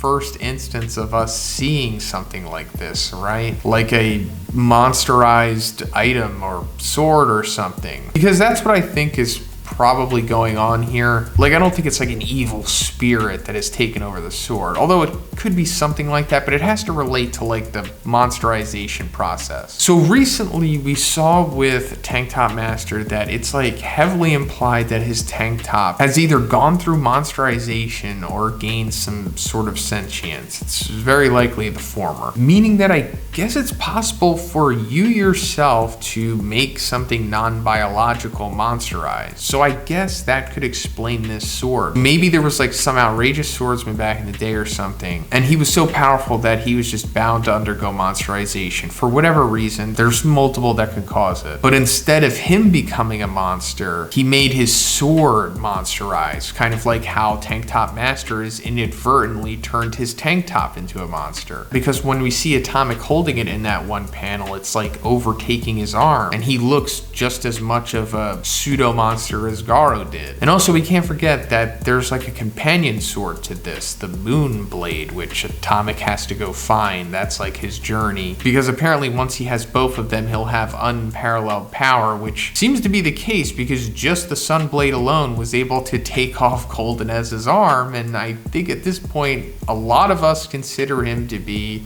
above dragon or very close to it. So this sword is incredibly powerful, and I don't think that Atomic could have did that without the sword's assistance. And going back to the Moonblade thing, this reminds me a lot of one of the main storylines of Demon Slayer. I'm not going to spoil anything, but I'm thinking that like the Sunblade that we see here might be the evil version and the Moonblade might be the good version, although it's kind of the opposite in Demon Slayer. So once he has both of them, then he'll have balance, and then he's just like above dragon himself, or maybe even god level at that point, because I guess he's going to get the Moonblade in the final arc maybe. But regardless, I'm glad that they're doing this with Atomic, because he was kind of aimless before this, at least in the manga. So I'm glad that they gave him this interesting storyline that gives him some, you know, serious substance and is giving me a good reason to be excited for his future, which seems to be bright. But before the exhausted Atomic and the Iron can be finished off by the CADRES, King comes in at the last second, and they all turn around and like, this sound is... Then Black S is like, I heard that he destroyed Elder Centipede with a single attack, and depending on how you want to view things, maybe technically he did. But then we see Metal Bat. Metal Bat's finally at ground zero. I mean, he was here for a little bit now, like 2 or 3 chapters back, I think we saw him destroy a couple Black S. But now he's like finally here with everyone else, and it really makes me think, like, who is he gonna fight? I mean, I guess he could just fight Black S clones, but he has to have something more significant than that, because it's a big deal that he's here. He wasn't here originally in the webcomic, and one did say that quote in that interview, or whatever he said it, and I'm paraphrasing, but it was like, if Metal Bat was a part of the war, things would have been different. So I think he's going to show us why things would have been different. Even though things have already been drastically different without him, I guess they'll be even more so. But who is he going to fight? I don't think Golden S, because unless he just gets some random power creep, it doesn't seem like he'd be able to compete with him. So maybe Vomited Fear Ugly, is he still alive? I don't think he was killed by that punch from Golden S,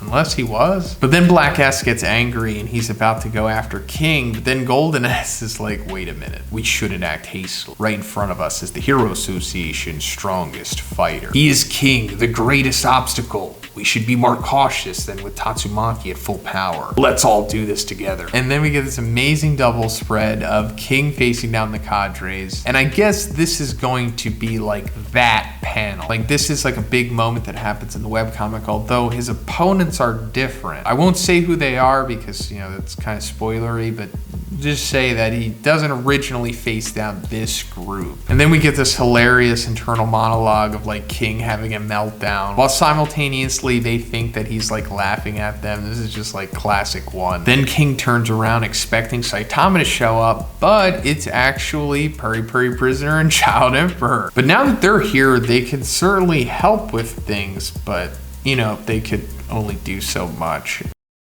So we've got an amazing chapter here, but before we get into it, I just want to point out that the ending of the chapter before this, 151, that was altered to include evil natural water. He randomly showed up towards the end there, and he's here now, so that's out of the way. So at the beginning of the chapter here, it's kind of setting up that CADRES and just dragon levels, I guess, in general, shouldn't be as intimidated by King as much as the other monsters that we've seen. But obviously, as we'll come to see, that's not the case. But I really love this sequence. It's one of my favorite in the series because this is coming from the webcomic. Right here, Black S says, like, hey, how does that guy fight anyway? And Homeless Emperor's like, no idea. Out of all of the heroes, King is the only one with an abnormal lack of battle data. He's also good at manipulating information. He's touted as the strongest man for a reason, it seems. And what happens after this just really further shows how good one's writing is, and just particularly with King. And I talked about this in my How Powerful is King video, which I actually want to make a new updated one eventually once this arc is over. But it shows the great writing because the CADRES questioning King's abilities are unknowingly going to witness them. So Homeless Emperor is about to call King's bluff and lobs a spirit bomb at him, but right before he's about to do it, King is like, wait, haven't you noticed? And then Homeless Emperor says, haven't I noticed yet, you say? And this is the moment right here where Homeless Emperor has essentially lost. Because as we've seen with King, like if you're too strong to be defeated by intimidation, it goes to the next level and he's going to essentially talk you into defeat. And if you respond to him, then you've especially sealed your fate. We saw it before with G4, but now we're seeing him like take on a dragon level with this. And as expected, he is completely destroying him here. And also at base, he's like technically a human too, so I'm sure that's also playing into his downfall here. Like aside from the other CADRES, he's probably more susceptible to King's aura. But King's like, look under your feet. And then Homeless Emperor like gets shook. And then King's like, all those little chunks of rubble are pretty unstable. It looked like you hadn't noticed, so I figured I should just tell you. And then this triggers like an existential crisis within Homeless Emperor. And then we get this incredible panel of like how Homeless Emperor sees King. And that goes back to what I was saying about how he might be more susceptible to King's aura. And that also plays into the next sequence here where he tries to start playing mind games with King, but King inadvertently just destroys him in that too, because he's like, you seem to think you have hidden your hand well, but today I'll show everybody the real you, King. And then King's like, the real me, and he thinks he's figured him out, and he starts freaking out in his head, and then out loud he says, heh, just a regular human. And then Homeless Emperor hears it and it's like, oh no, he's figured out my secret, that aside from the light powers, I'm just an average human. And then he's like, I can't let the others find out. And then he decides to attack King in order to stop him from talking anymore. But then wouldn't you know it, from the ground around his feet emerges Zombie Man. Lines up with what King was saying, of course, inadvertently, but also it could play further into King's abilities that he may or may not have. You know, Zombie Man coming in with the assistance here, saving King from this spirit bomb getting lobbed at him, because once Zombie Man takes him down and like grabs him by the throat, the spirit bomb like dissipates. But also it's revealing here that Zombie Man was like super close to death. Obviously the closest we've ever seen him in the series, and also showing us that he can die. There is like a limit to his regeneration and just how far he could go. And then Homeless Emperor's like, Black S, help me. And Black S is like, you think I'm gonna help you and leave myself exposed to King? And then he notices that even evil natural water's not attacking King, because evil natural water responds to hostile emotions and attacks. And obviously King does not have any hostile emotions right now, and he's definitely not attacking. So once again, he is unintentionally defeating yet another dragon. Yeah, I said defeating. Then Black S starts thinking that King is like seeing them as ants, because he assumes that King is so confident against them that he can just control his emotions in an effort to stop evil natural water. So this is just one ultimate way of looking down on him, and this is like the final straw for him. But before we see what he's gonna do, Child Emperor gives the S-Class heroes like these little ladybug mics, and he tells them the plan that he has. And his plan is essentially for the S-Class heroes to get all of the CADRES together in one singular path,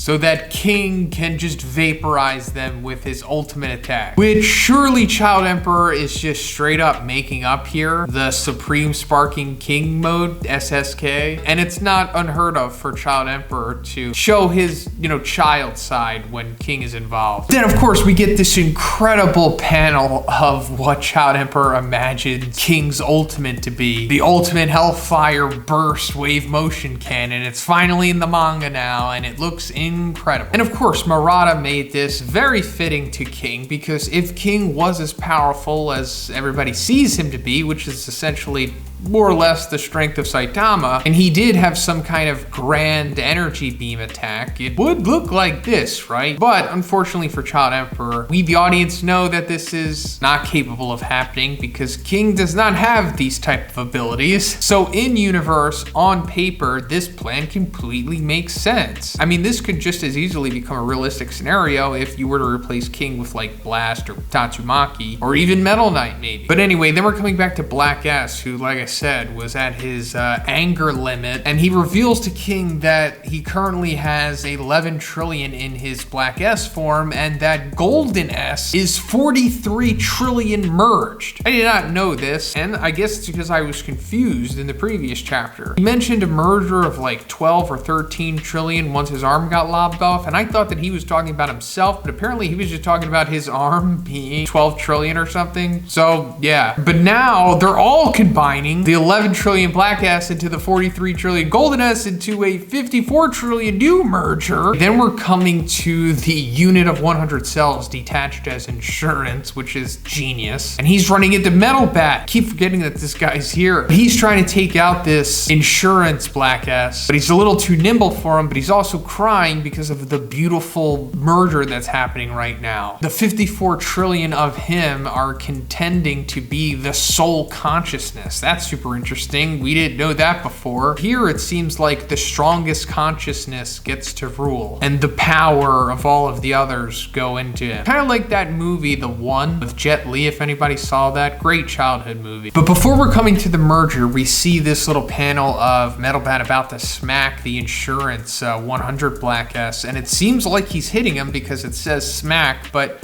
I don't think this is the end of this insurance guy. I think there might be at least one left, like it'll say like one cell remained. But anyway, we're coming to the big reveal at the end here, and it is Platinum S. I said this on stream, but I really did not expect this to happen anytime soon. I thought if this was even going to happen, it was going to happen like years from now, like in the next arc maybe, because there was little crumbs there that was kind of setting it up. And another thing that a lot of us speculated about was the name here. We thought if there was going to be an evolution to Golden, it would have been Platinum or Diamond. I mean, makes sense since there's only one way to go after Gold, right? But just incredible. I am so excited to see what Platinum is capable of, and I know a lot of us see where this is headed. Trust me, I see it too. I mean, we all read the webcomic, we all saw what happened, and naturally that means that things are going to happen pretty much the same way, just in a different fashion. And I'm totally looking forward to that. Obviously can't talk about it here because this is a spoiler-free zone.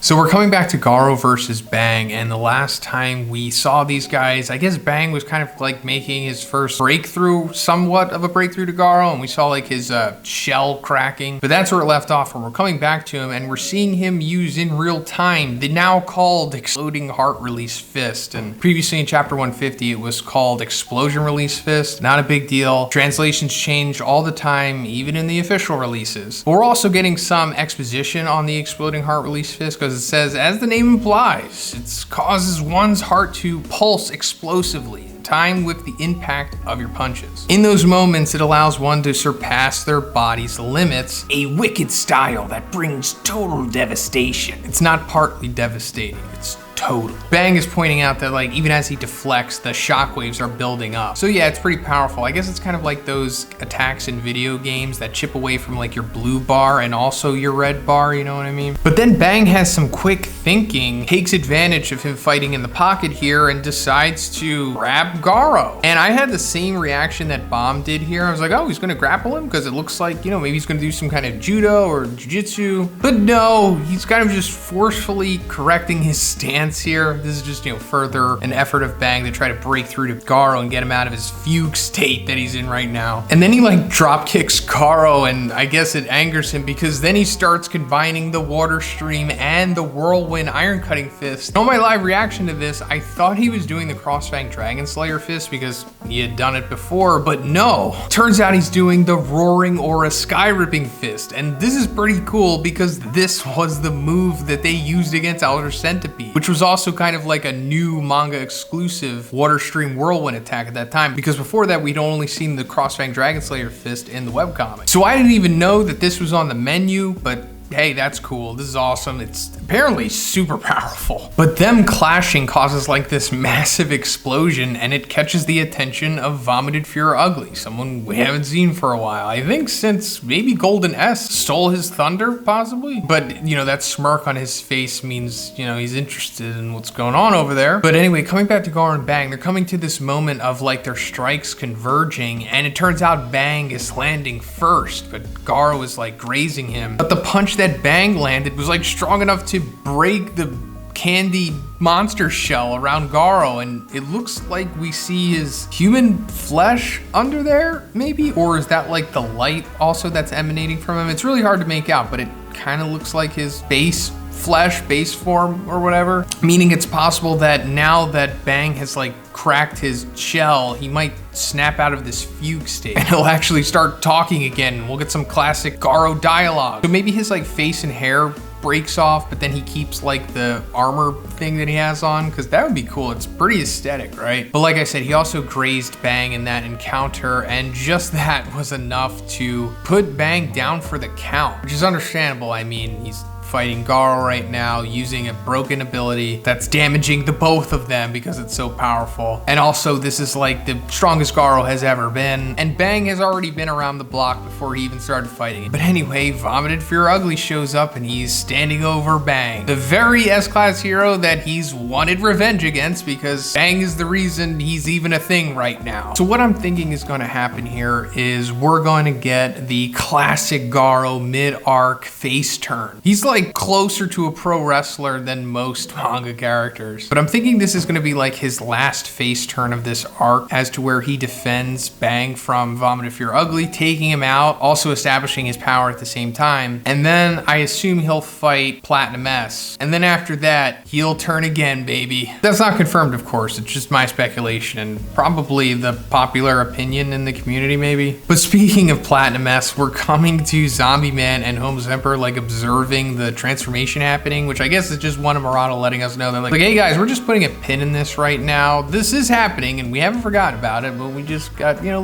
bigger fish to fry in this chapter. So maybe in the next chapter we'll see Platinum S feats of power. But like I said, this one, bigger fish to fry, because we're getting to that right now, because Zombie Man's like, I've still got a lot of questions to ask. And Homeless Emperor's like, questions to ask. And Zombie Man says, about your power? If your story is true, then we need to be prepared for whoever's pulling the strings. And Homeless Emperor's like, you want to know about God? And then we see the man himself, and he's like, silence, I'm taking them back. Then reality begins to alter for Homeless Emperor here, and for us, because the manga suddenly becomes colored, and from the dark side of the moon comes God. This is, in my opinion, already one of the best sequences in battle manga. Like, this is really cutting edge stuff, and how cool and creepy and intimidating God looks, especially in color. I'm not sure if you're familiar with the Ningen creepypasta, but that's what God looks like here. Maybe that's where Murata got the inspiration for this sequence. But imagine it from like Homeless Emperor, like you looking up at the moon, and then suddenly this massive being comes from behind it, and then just Alpha stares you down from the moon. And then he just goes to like a whole different dimension here, and us seeing God in a form we haven't seen before. And this is remarkable. Maybe the best panel of the year, at least from series that I've personally read. And clearly the color is an extremely strong point here, aside from the legendary art. But this is just a masterful way for One and Murata to convey this sequence, because I guess you could see it as them wanting us to experience this sequence in a similar fashion to Homeless Emperor, right? Because Homeless Emperor is the only one seeing this right now. And you can look at manga characters, or just the world of manga, as being black and white. I don't mean literally like the characters in that world are literally seeing only black and white and they're like all colorblind or something. I mean just like kind of breaking it down to its bare essentials, maybe from a writing perspective or even just a thought experiment. So if their world is black and white, then Homeless Emperor is suddenly seeing color for the first time here. Or just how this is playing out can be a metaphor for that or whatever. So this is truly like a mind-blowing experience in every sense. So a genius way to convey that is to suddenly have the black and white manga that we've been following to become color. And to get into more of maybe the mindset of what Homeless Emperor could be experiencing here, try to think about a being suddenly forming in front of you, but it's made up of like 100 colors that you've never seen before. You can't really imagine that. But those colors do exist. We just can't see them because our human eyes are limited. But anyway, back to God. Like I said, this is a form we haven't seen before, because when we have seen God, we kind of just saw hieroglyphics of him, what Saitama Flash and Monaku saw, and also, you know, that ethereal form that Homeless Emperor first saw. But we never saw like this full-blown fleshy form. This gives me at least way more insight into God and gives me a better understanding of where this could be headed. And it's still multiple directions. I don't have a linear path for where God's origin is yet, but now I think I have a better way of finding what it could be. And there's so much to talk about with him right now, and I can't talk about it in this video because it would just run on too long. So I'm gonna have to make like another video dedicated to what's being uncovered here with God. And also this other dimension spiritual plane, I do think it's probably the same place that Phoenix Man took Child Emperor to. But anyway, God's like, your power, your life, they are both forfeit. And then he melts Homeless Emperor like a slug. And Zombie Man, witnessing this, essentially figures out for himself that Homeless Emperor was in fact telling the truth. There's like this higher power that gave him abilities, and they're also like spying on us NSA style. And then in the final panel, we see the moon again, and I guess this could be the explanation for what the moon has been representing this whole time. Because throughout this arc, like specifically, we've been seeing the moon a lot. And a lot of us thought that it had something to do with God, because it's usually within the context of that stuff. And now it appears that maybe the moon is meant to represent more so like a metaphor for God, in that he's like always watching. Because, you know, the crack in the moon from Boros kicking Saitama up there makes it look like an eyeball. So I'm thinking that it's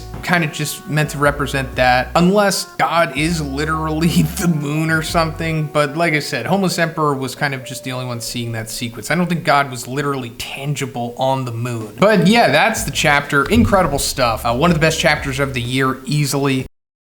So yeah, this is going to be the third chapter I've ever given a 10 out of 10 since I've been Zhoniin and reviewing chapters on this channel. First one was One Punch Man chapter 92 in 2018, and then coincidentally, the second one happened not too long ago with My Hero chapter 330. And then now with One Punch Man chapter 154. And keep in mind, the chapter that we just got last week is also chapter 154. This is just the continuation of it. So the God stuff and the stuff in this chapter is all one chapter. And before this, I had My Hero chapter 330 as the definitive chapter of the year. But this just beat it for sure. Not only is this chapter of the year, this is just one of the best manga chapters I've ever read. And also, before we get into this, could you please subscribe to this channel? I know a lot of you watch my new videos from like recommended, and that's cool and everything, but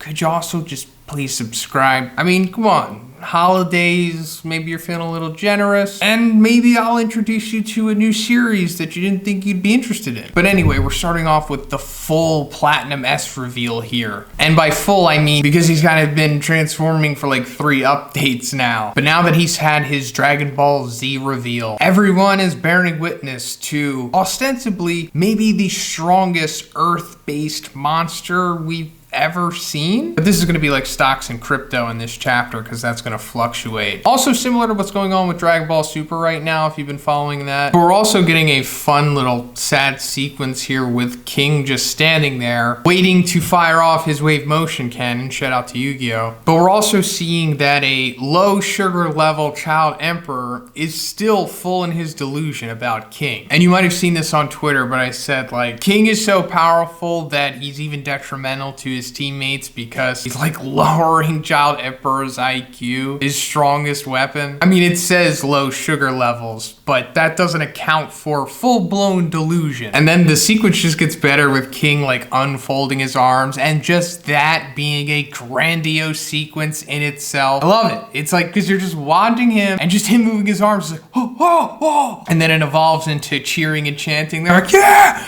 King, yeah. It's like these guys are essentially gods compared to humans, especially in their world. And to an extent, they are viewed as gods. The same way that like the Avengers are viewed in the MCU. But even with that level of fame and power, there's still levels to it. And we're seeing that with King. He's at such a high level where now they are becoming the fans of him. It just shows how King's fame and notoriety and aura just transcend what it means to be famous or powerful. He's almost like a force of nature to the heroes or something, as to where it's not a question of if he can take a monster out, it's just when he's going to do it. And when he's in mid-thought thinking that they like want him to die, because on the other side of the fence here, as delusional as they are, he is also as delusional about their faith in him. But then we get this intense follow-up sequence where he just beyond speed blitzes the heroes chanting here. And I like that Puri somehow at the last second is able to save Child Emperor Genos and Tatsumaki. And it's not really made clear what he's doing because it's so fast, but considering his boob head tail thing is like whipping in the panel afterwards, it's possible he might have just like,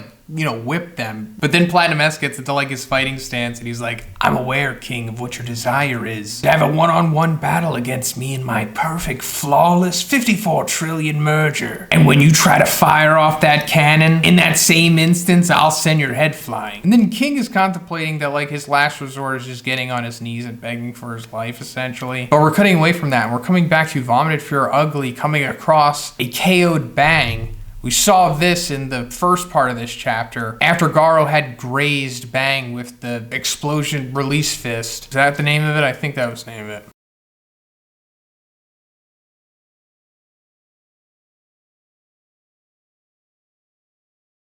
But on the other end, Bang had cleanly connected with Garo's face and it like cracked his candy coating. And he was like distracted by that, and we saw that's when Vomited Fear Ugly came in. And that brings us to him about to full body melting punch an unconscious Bang. But at the same time, we see Garo's monster candy coating crack, and it looks like in fact his human eye and flesh and eyebrow is under there. But then he also has like a werewolf style awakening and goes on to have one of the greatest sequences in the series. And that's saying a lot because this series has a lot of cutting edge, genre defining sequences in it. We're all within, I think, 1/100th of a second, he is kicking through Vomited Fear Ugly, killing him, then Olympic style sprinting down to where Platinum S is, and coincidentally converging with him at the exact same time that King has chanted his wave motion cannon into effect. But also in the midst of all this chaos, King is also revealing his secret to everyone, but it's falling on deaf ears anyway. But meanwhile, in this world where time has essentially stopped, Evil Natural Water is still cognizant here and can see Garo. This kind of reminds me of like Superman following the Flash in the Justice League movie. And he fires off on Garo, but obviously that's gonna do nothing. And Garo goes on to give him like a 1,000 piece combo and just eviscerates him. And meanwhile, from the perspective of onlookers, it appears that King has just destroyed Platinum S, Vomited Fear Ugly, and Evil Natural Water with one single attack. This is just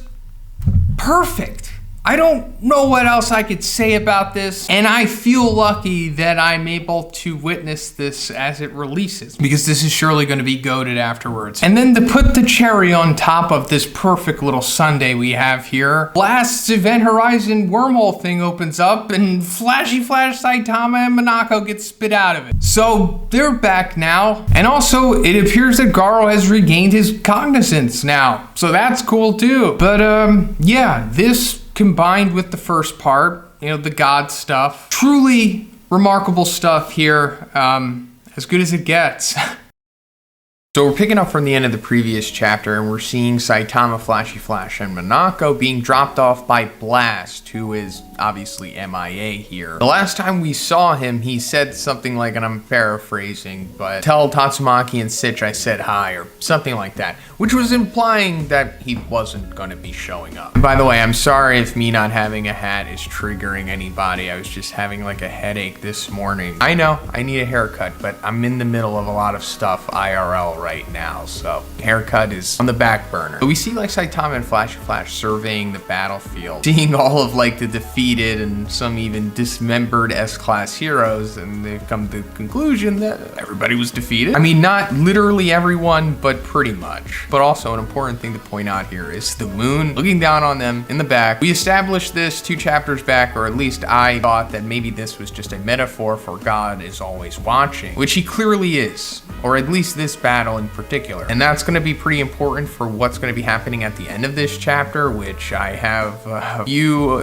theories on, but we'll come to it when we do. But anyway, we're coming to Saitama and Garo reuniting and facing off finally. But no, it's a nice little swerve, and we see Saitama going over to Genos, who is just a torso at this point. And he's basically catching Saitama up to speed on what was going on and what had actually just happened with King and the ultimate wave motion cannon. And that being said, we know that it's Garo who was responsible for taking those said cadres out. And Genos says, I could feel the same ultra high energy of King's ultimate move coming from that monster. So this is a nice little way of Genos, who is obviously oblivious to what's going on with King, conveying to Saitama himself and the audience. That guy over there is really powerful because he kind of has a similar energy signature to King, who is considered the one above all, pretty much. But anyway, we're coming to Garo, who can finally talk now, and we're hearing like his inner monologue, and he's like saying, what happened to me? Not mention this body. Like he's unaware of like the monster coding and the fight that had just happened with him and Silverfang, because he went back into that monster feral state that we saw him go against Darkshine initially. And it was actually at the end of his fight with Darkshine, when he was like being carried away by Tatsumaki, when this transformation undertaking started to occur. And I like the way that one is conveying like what was going on in his mind or subconsciousness at that time when he was fighting Bang. Bang's words were getting through to him, kind of like, you know, like in shows when people are like talking to a dreaming person and then like the dreams are influenced by what the person is actually saying to them. Pretty much the same thing happening here, because he's dreaming about his past of training with Bang, and like his mind is replaying those memories because Bang had already said those things to him that he said a couple chapters back. So very well done by one here. But then out of nowhere, Flashy Flash comes in and tries to take Garo's head off, but he avoids it at the last second. And then they both acknowledge each other for the first time, I'm pretty sure, which is amazing. And it's understandable that Flashy Flash would think that Garo is the Monster King, because they've been hyped up about the Monster King for like almost 2 years now by Monako. Hey, Zhoniin from the future here.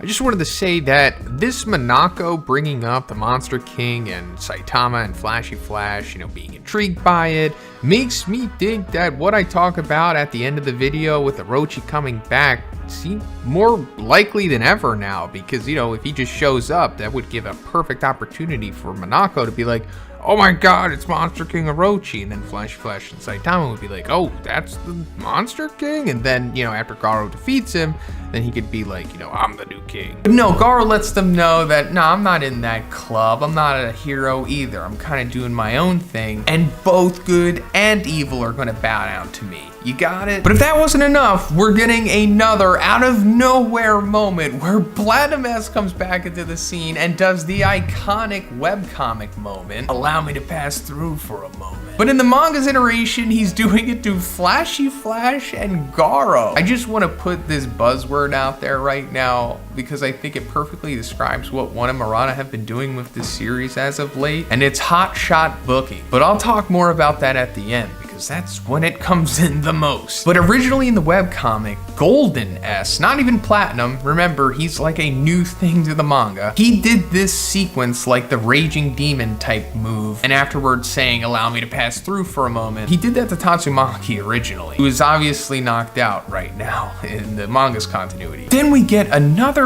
crazy unexpected twist in this chapter where instead of Garo facing off against Platinum S by himself, which is at least what I thought, and I'm assuming assuming a lot did. It's now going to be a triple threat match between Flashy Flash, Garo, and Platinum S. And they go on to have this incredible sequence that I'll get to, but we're coming to another incredible sequence, but for a different reason, where Saitama is talking to King and Genos, and King is like hyping up Genos after trying to, save face in front of him. Also, Tatsumaki is being tended to here in case any of you are worried about her. Simps. But Genos basically says to Saitama that he had the opportunity to self-destruct, but he wasn't able to do it, and thinks that he hasn't become stronger because of that. Saitama kind of reminds me of Michael Scott in this instance, where he acts oblivious, but then drops some profound wisdom on Genos that is probably going to alter him for the rest of the series. Touches his heart, and he says that means this part here got stronger too, doesn't it? Meaning like, his morality, his heart, his humanity, his conscience. But also, just for no reason, it's this incredible colored double spread, just like we got 2 updates back with the God stuff. Maybe not as intimidating as the other one, but this is certainly in the same tier of excellence for sure. Murata should be selling like NFTs at this point, but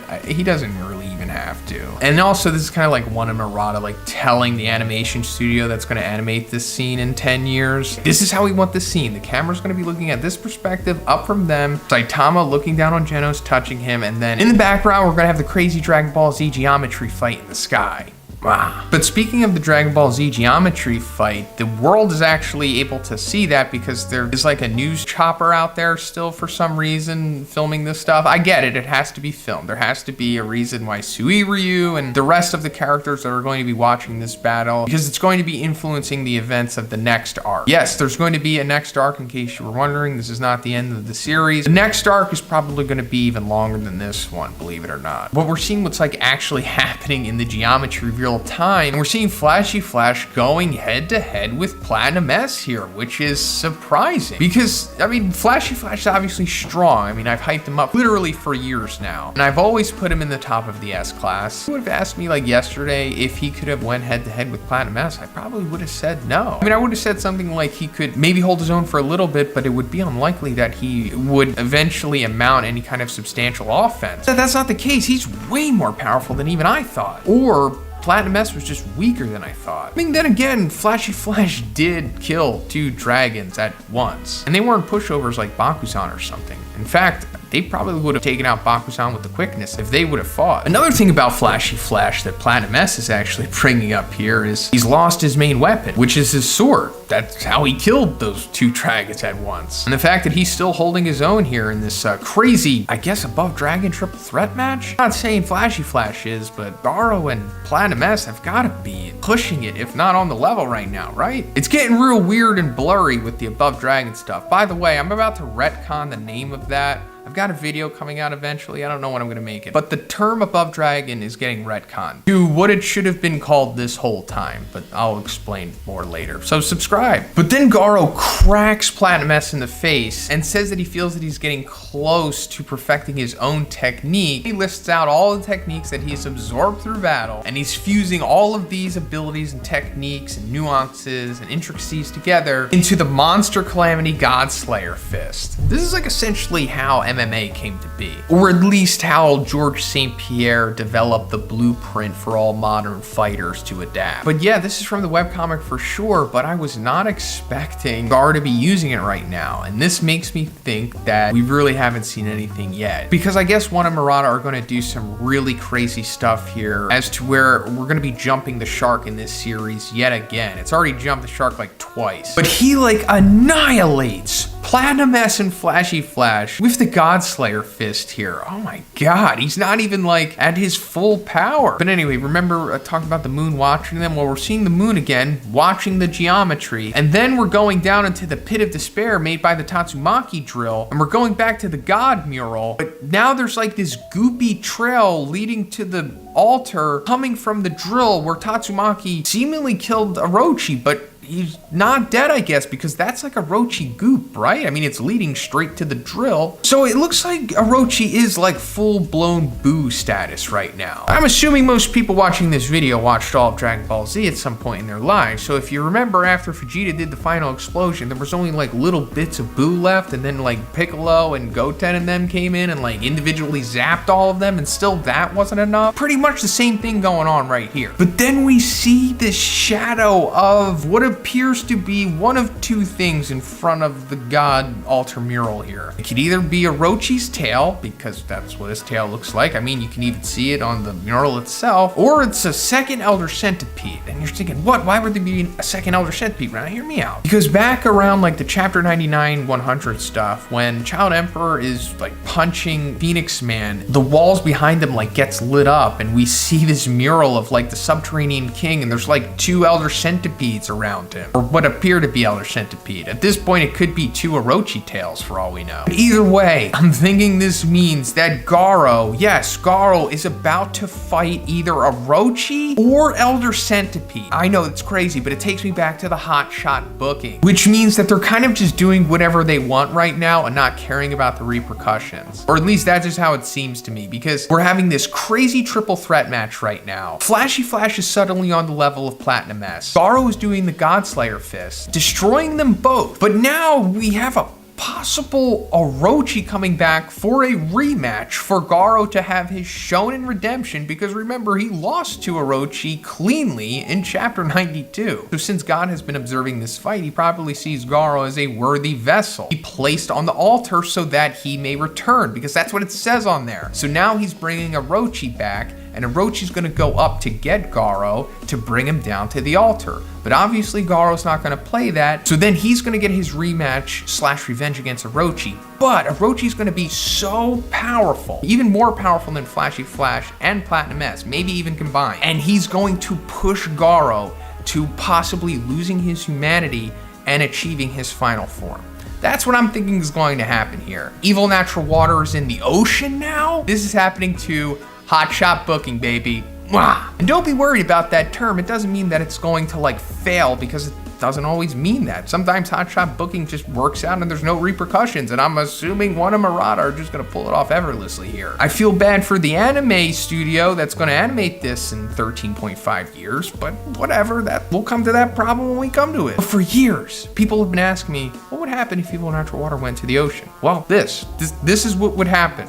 He would get giant eyeballs for some reason. But what's going to happen after this point? Well, you already heard what I was gonna say about Orochi versus Garo, but who's gonna take on this massive super kaiju Evil Natural Water ocean thing? Well, who do you think? Anyway, that's pretty much it for the video today, guys. Let me know what you think about this chapter in the comments. I'm not gonna make any promises here, but I'll just say don't be surprised if we wind up getting another chapter on Christmas Eve. But if you like the video, guys, please give it a like. And please subscribe if you haven't already. Have a great day. I'll see you in the next one.